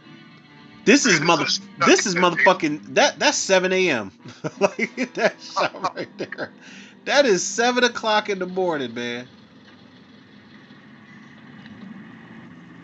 No, I love this scene though because first of all, okay, we all make a lot of dumb decisions, but who told Ben that he was a crack shot to shoot this lock off? Like what gave him a pass back in '68 that didn't give Tom a pass back in 1990? Tom's an idiot too. Yeah, he is. He's like, I can fill this up in front of my girlfriend. Don't worry. But Ben also. Ben's a dumbass too. No, let's talk about it. We got to talk about it, man. No, Ben. I'm just laughing at him leaving him. But yeah, Ben is a little reckless with that torch. Yeah.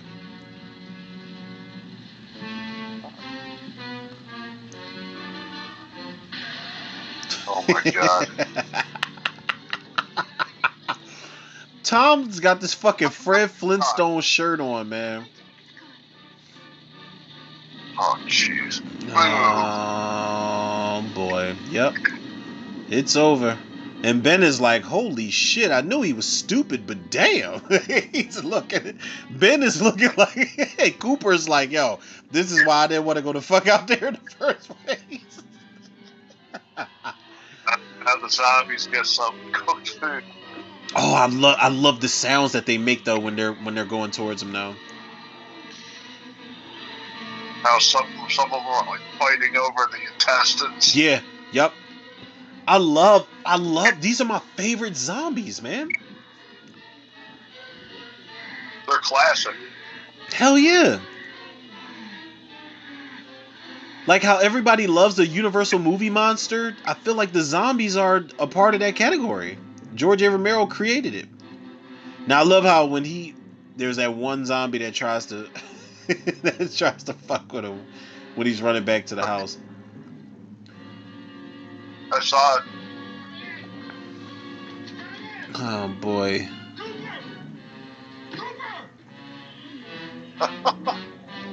He threw the fucking torch. He's like, man, get out of here. Ooh, red-handed. He's like, you motherfucker. You motherfucker. He's like, listen, I don't care if you help me board this up. I'm on your ass after this. I gotta help him so he doesn't kick my ass. Yeah, right. That's the thing. That's the thing that always made me laugh was just like, yeah, let me help him so he forgets that he forgets that I tried to leave him for dead. And he's like, he's looking at him like, wait, I helped you enough, right? Like, we good?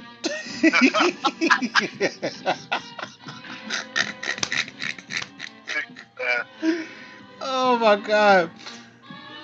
He's like, but I love this moment because he doesn't even kill him. I'm just gonna beat the fuck out of you and I'm gonna let you know exactly what it is. Here it is. Drag you out there and feed you those things. Great score in this movie too. I don't know if we've talked about it, but I gotta compliment the score in this movie. I know they said that some of it was like stock footage score, but I don't even care. It works for the movie. This moment right here, this is when life changed a little bit. Because I'm like, oh, like, yeah, they're zombies, but they zombies for real. Like, they're trying to eat people. And it doesn't tell anything, but you think you're seeing stuff in the. And she just came in and got the last piece. Like, yeah, I got it. Don't worry about it. I got it. Oh, this set the tone for zombie eating flesh scenes. I think this is the first zombie cannibal movie.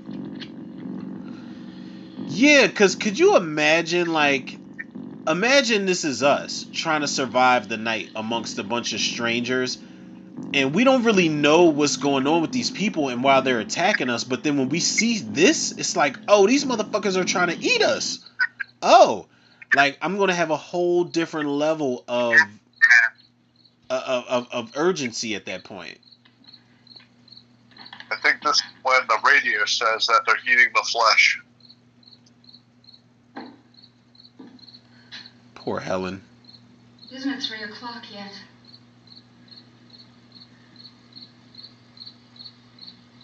There's supposed to be another broadcast at 3 o'clock. 10 minutes. Oh, only 10 more minutes? We don't have very long to wait. Okay, Barbara. We can leave. Now you're just talking shit Oh, that don't make leave sense. soon. It's 10 minutes to 3. She They were like, pick her up back with a shotgun. You know anything about this area at all? just useless information. I don't know. We were just trying to get to a motel before dark. You said those things turned your car over. You think we can get it back on its wheels and drive it? Where is it? Seems like it was pretty Oh, far I went away. for Barbara Seems like we ran. to recount what happened to her. It's at least Yep. a mile. Johnny has the keys. You're gonna carry that child a mile through that army of things out there? I can. Oh, it already happened. What's wrong with her? How'd she get hurt? It was, when she was One like, of those and he things grabbed grabbed me. He Did her on the grabbed arm? What's wrong? She Who lied knows about what kind that of story. disease those things carry. Is she conscious? Barely. She can't walk. She's too weak. Well, one of us could try to get to the car. You gonna turn it over by yourself? You can't start the car. Johnny has the keys. They definitely could have walked past those zombies You won't be able to start it. heavily armed. No, but where is it? Oh boy.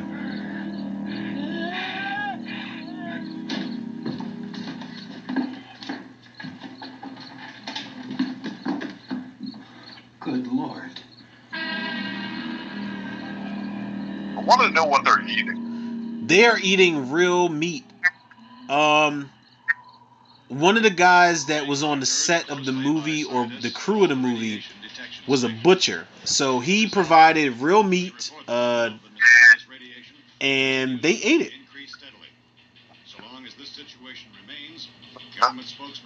Yeah, there was definitely a butcher on set that provided real meat for these motherfuckers, and that was for the meat eating scenes. And I don't know. It looks like barbecue or something, maybe. Yeah, they ate real raw butcher meat.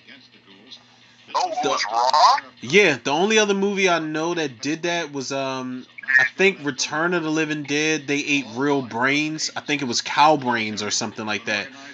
And the difference is the director, like Dan O'Bannon in Return of the Living Dead, he told the actors, he said, "Listen, just to let you guys know that I wouldn't have you do anything I wouldn't do." He ate some brains right in front of them on set. And I'm like, wow, that was actually amazing. Because I'm not gonna do it. Like, if I'm a director, I'm gonna be like, yeah, man, this is what y'all signed up for. I'm not eating that shit. Fuck that shit. Because I'm gonna throw up. Put that thing all the way in the fire. We don't want it getting up again. All right. Now that scene was interesting because it sounded like the zombie screamed. Oh, things aren't going too bad. Men are taking it pretty good. You want to get on the other side of the road over there? Chief, do you think we'll be able to defeat Rest in these peace. things? Shout out to the actor that Well, played we killed Chief 19 McCullough of them too. today, right in this area. Those last 3 we caught trying to claw their way into an abandoned shed. They must have thought somebody was in there. There wasn't, though. We heard them making all kind of noise. We came over and beat them off, blasted them down.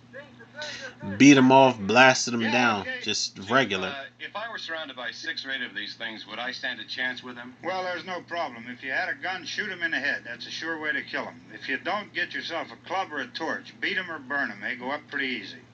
Well, Chief McClellan, how long do you think it will take you until you get the situation under control? Well, that's pretty hard to say. We don't know how many of them there are. We know when we find them, we can kill them. Are they slow-moving, Chief? Yeah, they're dead. They're all messed up. Well, in time, Love it. you say you ought to be able to wrap this up in 24 hours? Well, we don't really know. We know we'll be into it most of the night, probably into the early morning. We're working our way toward Willard, and we'll team up with the National Guard over there, and then we'll be able to give a more definite view. Thank you very much, Chief McClellan. This is Bill Cardill, WIC TV 11. Bill Cardill. Thank you, Bill, for Recipe that shout out to Bill Cardill. He's Official gone spokesman too, man. declined to speculate just how long it may take to kill off all the flesh eaters. What do you think they filmed that?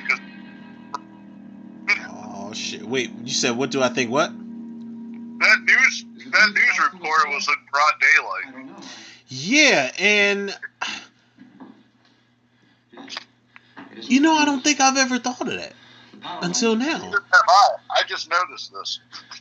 Cause what the fuck? This shit's been going on all day. That's maybe that's why Johnny was trying to listen into the radio and then he turned it off when they were like, yeah, we got musical disruptions or whatever he said on the radio. Now here we go with some more of this Land of the Dead shit right here. The zombies are fed up. Yo, we need to get to our food. So let's bust this shit down. Like, at this point, they're going in. Before Yeah. they weren't really in. They were just wandering around the house. Now they're determined to get in.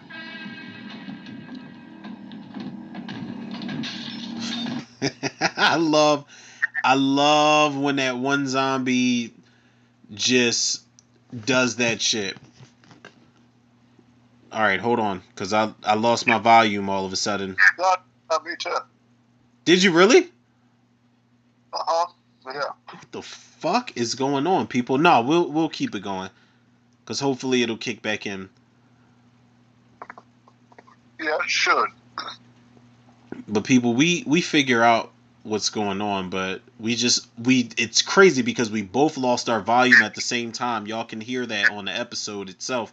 A Glimpse Through Time YouTube channel, I'm not going to subscribe to y'all just because of this.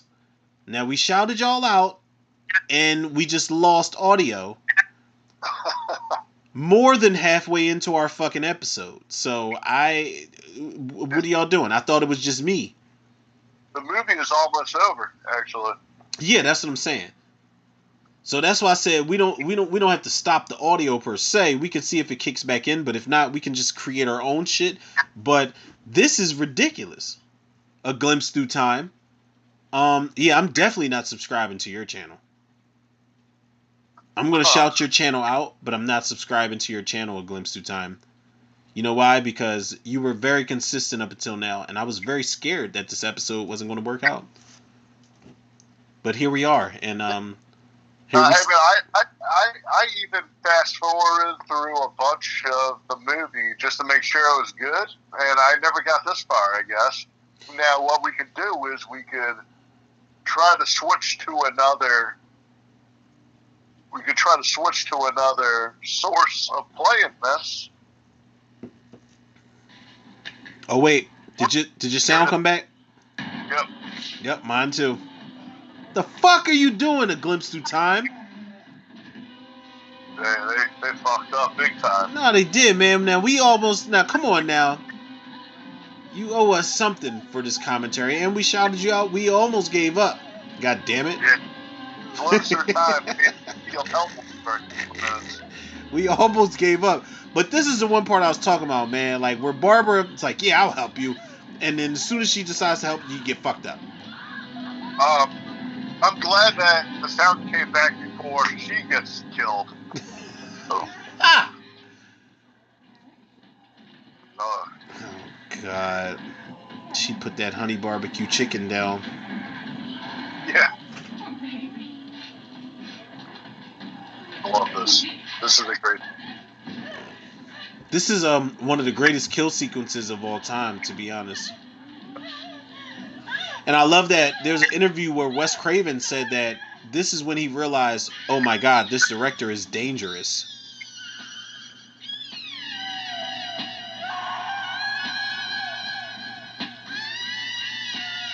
Up there with the shower scene in Psycho. Yeah. Less is more. Sound design is great. And it's like the meat book scene as well, where you think you see something, but you're not seeing anything.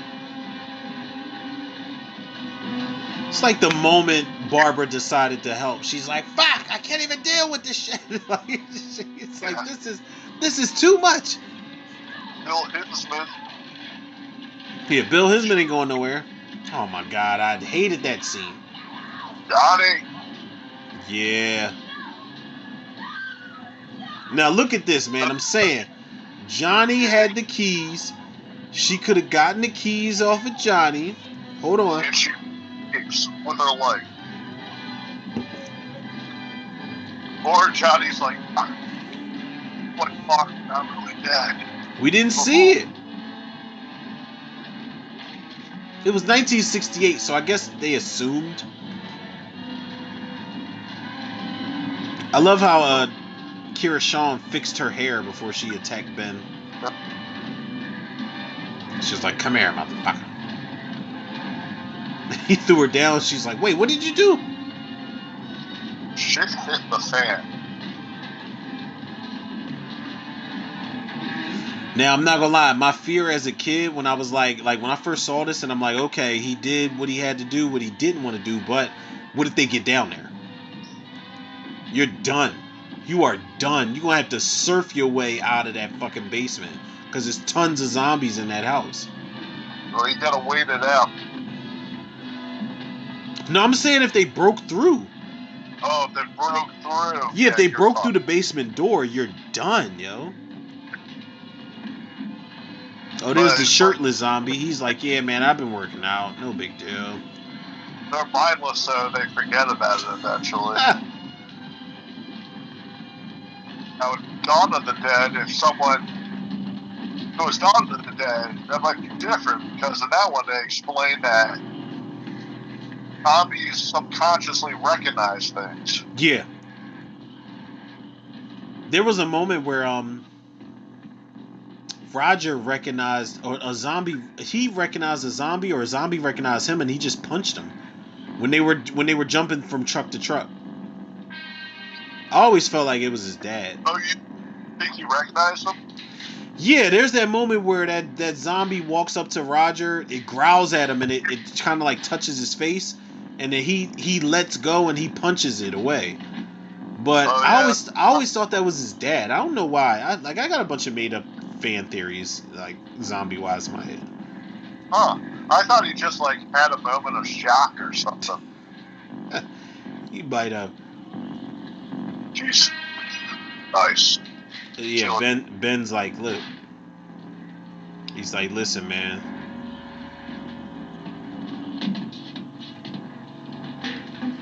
I love this moment because it reminded us that, like, of how human Ben was. Because he was sad. Like, he wasn't sad to kill Cooper. He shot the fuck out of him, but he was sad to kill Helen. Yeah, it was just like a mercy kill. Exactly. And they even bring that back into the remake where when Helen peers out of the darkness as a zombie, Tony Todd makes a sad face like he's about to cry before he shoots her in the head because he didn't want to kill her. He knew she was a good person, and he knew it wasn't her fault that she died. Cooper died in the funniest way in the remake. Oh my God, yeah, that was... He said, you came back. You came back. It's like, fuck you, bruh. Everyone hated him. God, that was one of the most satisfying deaths ever. And then Barbara just went along with it. She's like, yeah, it's another one for the fire. Yep, you goddamn right. You are goddamn right.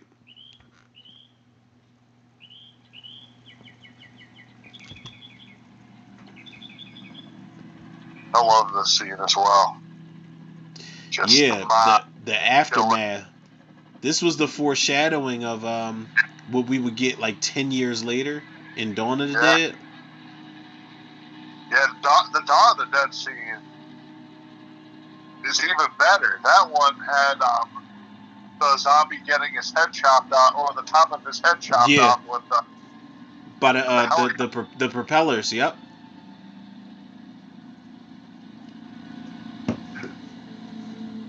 It had the kid zombies. There was that zombie with like half of his face was all gory. I think they had a zombie like that in The Walking Dead as well. Yeah. They paid so many homages. Didn't they have a Freddy Krueger zombie as well? I wouldn't be surprised. We would have to check it out though. Yeah, Chief, we're going to stay with it till we meet up with the National Guard. Where'd you get the coffee? One of the volunteers. You're doing all the work. You take it. Thank you. We should be wrapped up here about 3 or 4 more hours. We'll probably get into Willard. The leader of this group, the guy with the hat. Nick, you Yeah. these men want to come with me? I believe that he was also in Flesh Eater. All right, Steve. Tell Was us he? to stay with it, and I believe he was. everything appears to be under control. Goddamn, what's this dude's name? George Kosana. That looks exactly like my dog when I'm trying to keep him from a fucking cat that's just randomly in our yard. A German Shepherd. Yeah, I got a German Shepherd, man. The only reason that, like, when I take him out to walk him, the only reason people don't really fuck with me is because they think that I'm a narc, or they think that, like, that dog is just going to tear their throats out. So it just works out. Yeah, I'm not sure if that's him too, actually. First German Shepherd I've ever had in my life, and he's pretty cool. He's a family dog. Now this kind of bothered me, man. Like when they go past the truck that's blown up, like this bothered me, man. What? Somebody had a barbecue? Yeah.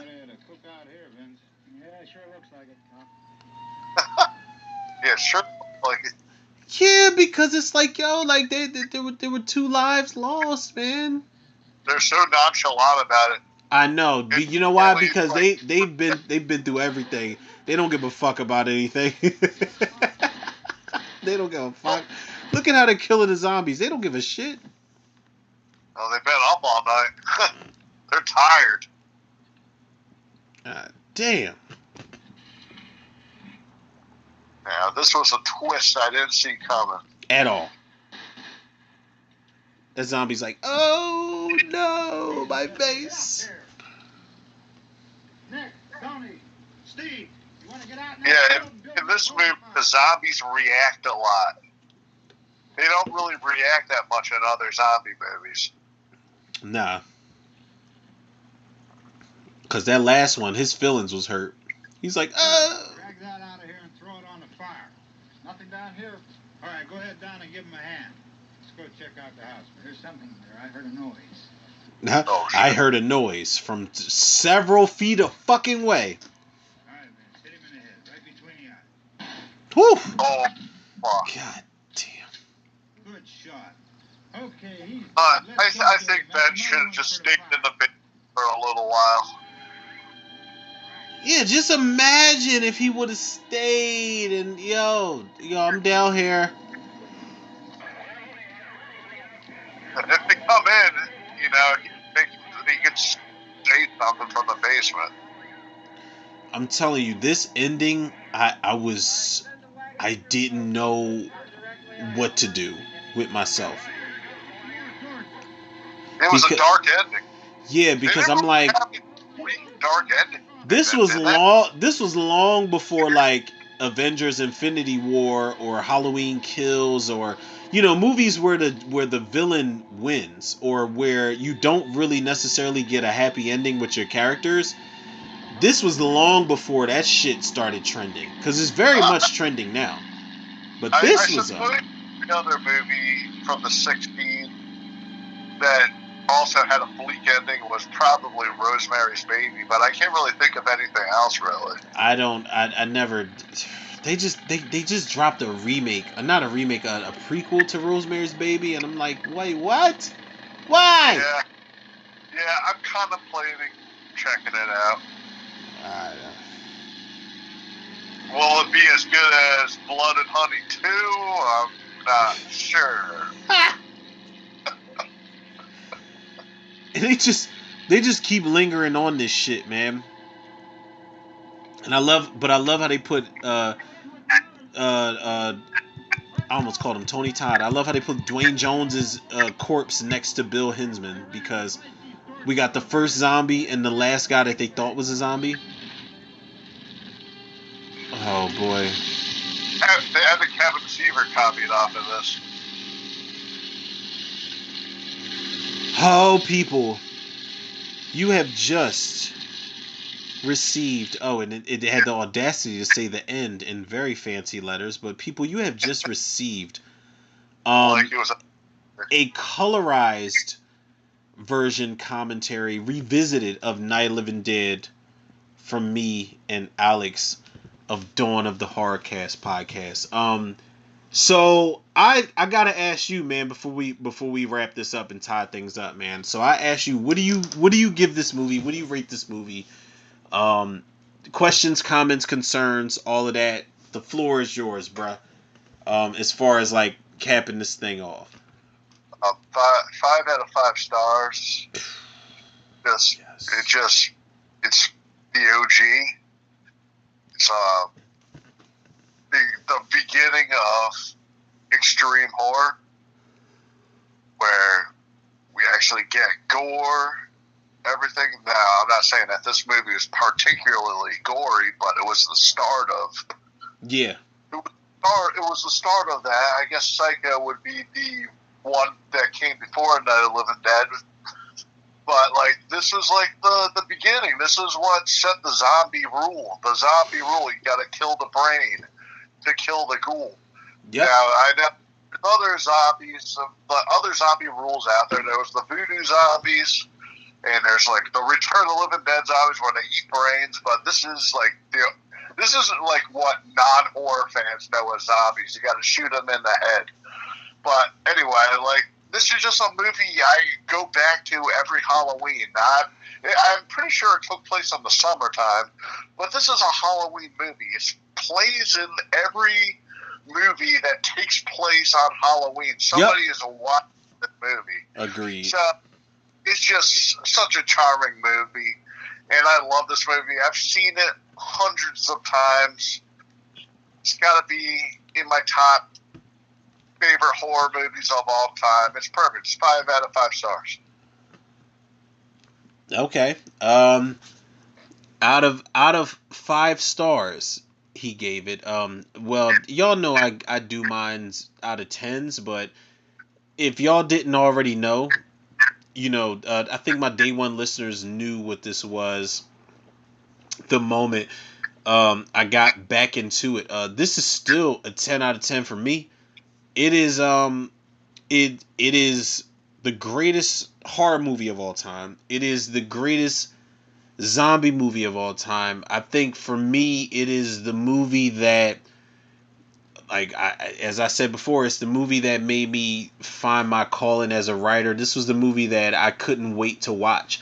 Whether it was the black and white version, whether it was the colorized version like me and Alex just watched, it was any type of version of this movie that I can get my fucking hands on that I was interested to see. So much so that I would listen to this shit on cassette tape. Like, if I could record it on TV and I knew it wasn't going to come on TV for a long time because I looked at the TV guide as a kid that my grandparents had, then I would record this on cassette tape and listen to the shit. Or I would try to record it on VHS so I would always have it. But this is the template for me, man. This is the granddaddy. You know, I just recently covered Psycho, and I mentioned how Psycho paved the way for shit like Texas Chainsaw Massacre, Halloween, Friday the 13th, so on and so forth. I think that Night of the Living Dead is one of the movies that is solely responsible for the zombie genre, man. And there's so many rules in there to be laid down or to be broken. And there's so many rules to be, like, established, like, in general.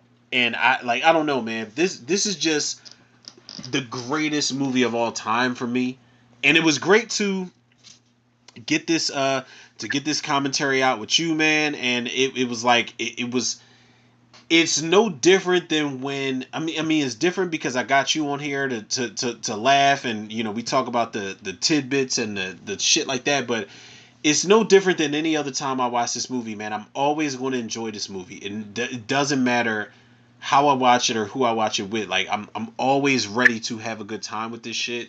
It's always going to be a good time. This movie's going to live forever. Night of Living Dead, people, 1968. George A. Romero. Recipe shout out to George A. Romero and everybody else that was involved in the making of this movie. You know, Dwayne Jones and Marilyn Eastman, Carl Hartman, everybody that passed away that was involved in the making of this movie. But yeah, man, this was a great one. 2 hours and 10 minutes as of right now. It better have been a good one, but yeah, this was a good one, people. Y'all already know. And I don't know, Alex, you like if you want to plug. First of all, they've got Night of the Living Dead the remake on Tubi right now. I did not know that. They've also got Night of the Living Dead Resurrection. That's great. Yeah, Night of the Living Dead Resurrection is not. It's not. It's. Have you seen Night of the Living Dead Resurrection? I have not. Ooh, it is awful. And they also there's a Day of the Dead too. Oh my God, Contagion! Oh, don't even bother. Don't even bother. Listen, I promise you're going to want to hurt somebody by the time you're done with that. I used to buy movie DVDs from Best Buy all the time back when they sold DVDs, like way back in the day. I would always see that on the shelf there, and I would blind buy a lot. And I'm glad I didn't blind buy that one. I was contemplating it. Nah, that Day of the Dead 2 is... listen, I wouldn't even wipe my ass with that script, man. I promise you. Like, it's bad. It is terrible. The Night of the Living Dead remake from Best Buy, though. It is... Yo, I'm telling you. The Day of the Dead remake or Day of the Dead Part 2 is I'm telling you, it's bad. It's awful. Is it worse than the Night of the Living Dead sequel? Yes. Yes, it is. Yes, it is. If you're talking like Night of the Living Dead Resurrection or Night of the Living Dead 3D, yeah, it's worse than those. It's worse. Day of the Dead 2 is worse than those. Trust me, it's worse. It's bad. I'm glad that I never blind bought it then. It's awful, man. I'm sure I regretted watching it on Tubi, right? It's not even worth that. It's not even worth it on Tubi. I promise you, it is so fucking terrible. But listen, we can't spend that much time. We're like 2 minutes and 12. I'm sorry, 2 hours and 12 minutes. God damn, that was a long intro, people. You know, I only got long intros when I got special guests on here, man. So I gotta thank my special guest. Gotta thank Alex. Make sure y'all tune into Dawn of the Horror Cast on Spotify and wherever else you get your podcast. You can actually you can take us home, bro. You can take us home, and you can tell everybody where to get your episodes from, any episodes you got coming up, anything that you want to plug or whatever. The floor is yours right now, bro. Sure. Yeah, thanks again for having me on. This was a lot of fun. And you can find my podcast on Spotify. Just search Dawn of the Dead. Oh, sorry. The George Romero on our minds. Just search Dawn of the Horror Cast. It'll pop right up. I'm also on Instagram under the same name. I'm active on there. I'm on there every day. So send me a message or feel free to leave a comment. Look out for my latest episode that should be coming out soon. And it's for the movie Signs, M. Night Shyamalan Signs. Oh. And, thanks again for having me, Tudor. I really appreciate it. It was a lot of fun. Yeah, for sure, man. Like, one of the things I want to say before we close this episode out is come on, man. This was already long overdue. Now I know people. I'm not gonna lie. Like I'm gonna keep it a beam with y'all. We were originally supposed to do this episode last night, but I had a really bad fucking headache, and Alex was like, "Yo, man, we could just do it tomorrow. Like no big deal." And he was very understanding about that. He did make a big deal about it, but the fact that he's one of those people that actually kept his word, man. And you know, I said this on the episode when we did the last shark. Make sure y'all check out the episode that we did the last shark on Dawn of the Hardcast. I said this, man. I said that you are one of the few people that actually kept your word and was like, yo, man, I want to get you on something and I want us to collaborate and work together. And you are one of the very few people that I've encountered as far as this podcast shit that has really kept their word, man. So I just wanted to return the favor and do the same thing for you and get you on an episode where I know it was a movie that we both could lock in on and that we both enjoyed. And honestly, the next one we got to do Dawn of the Dead. We got to do Dawn of the Dead, bro. We have to do Dawn of the Dead, the original. Like I've done a commentary for it, but I will definitely do a revisited commentary if I got you on there for sure. So we have to make that happen. Have to make that happen, man. Absolutely. I am happy to come on anytime. Anytime. I'm looking forward to Dawn of the Dead. I'm down. Yeah, man. That I mean, the only thing is we got to figure out which version we gonna do. Whether we gonna do like the. Remember we were talking about the whole different versions of it. Before we did the episode, we were talking about like, yeah, they did the theatrical version, they did the European Eastern edition cut, and they did the it's all these different versions.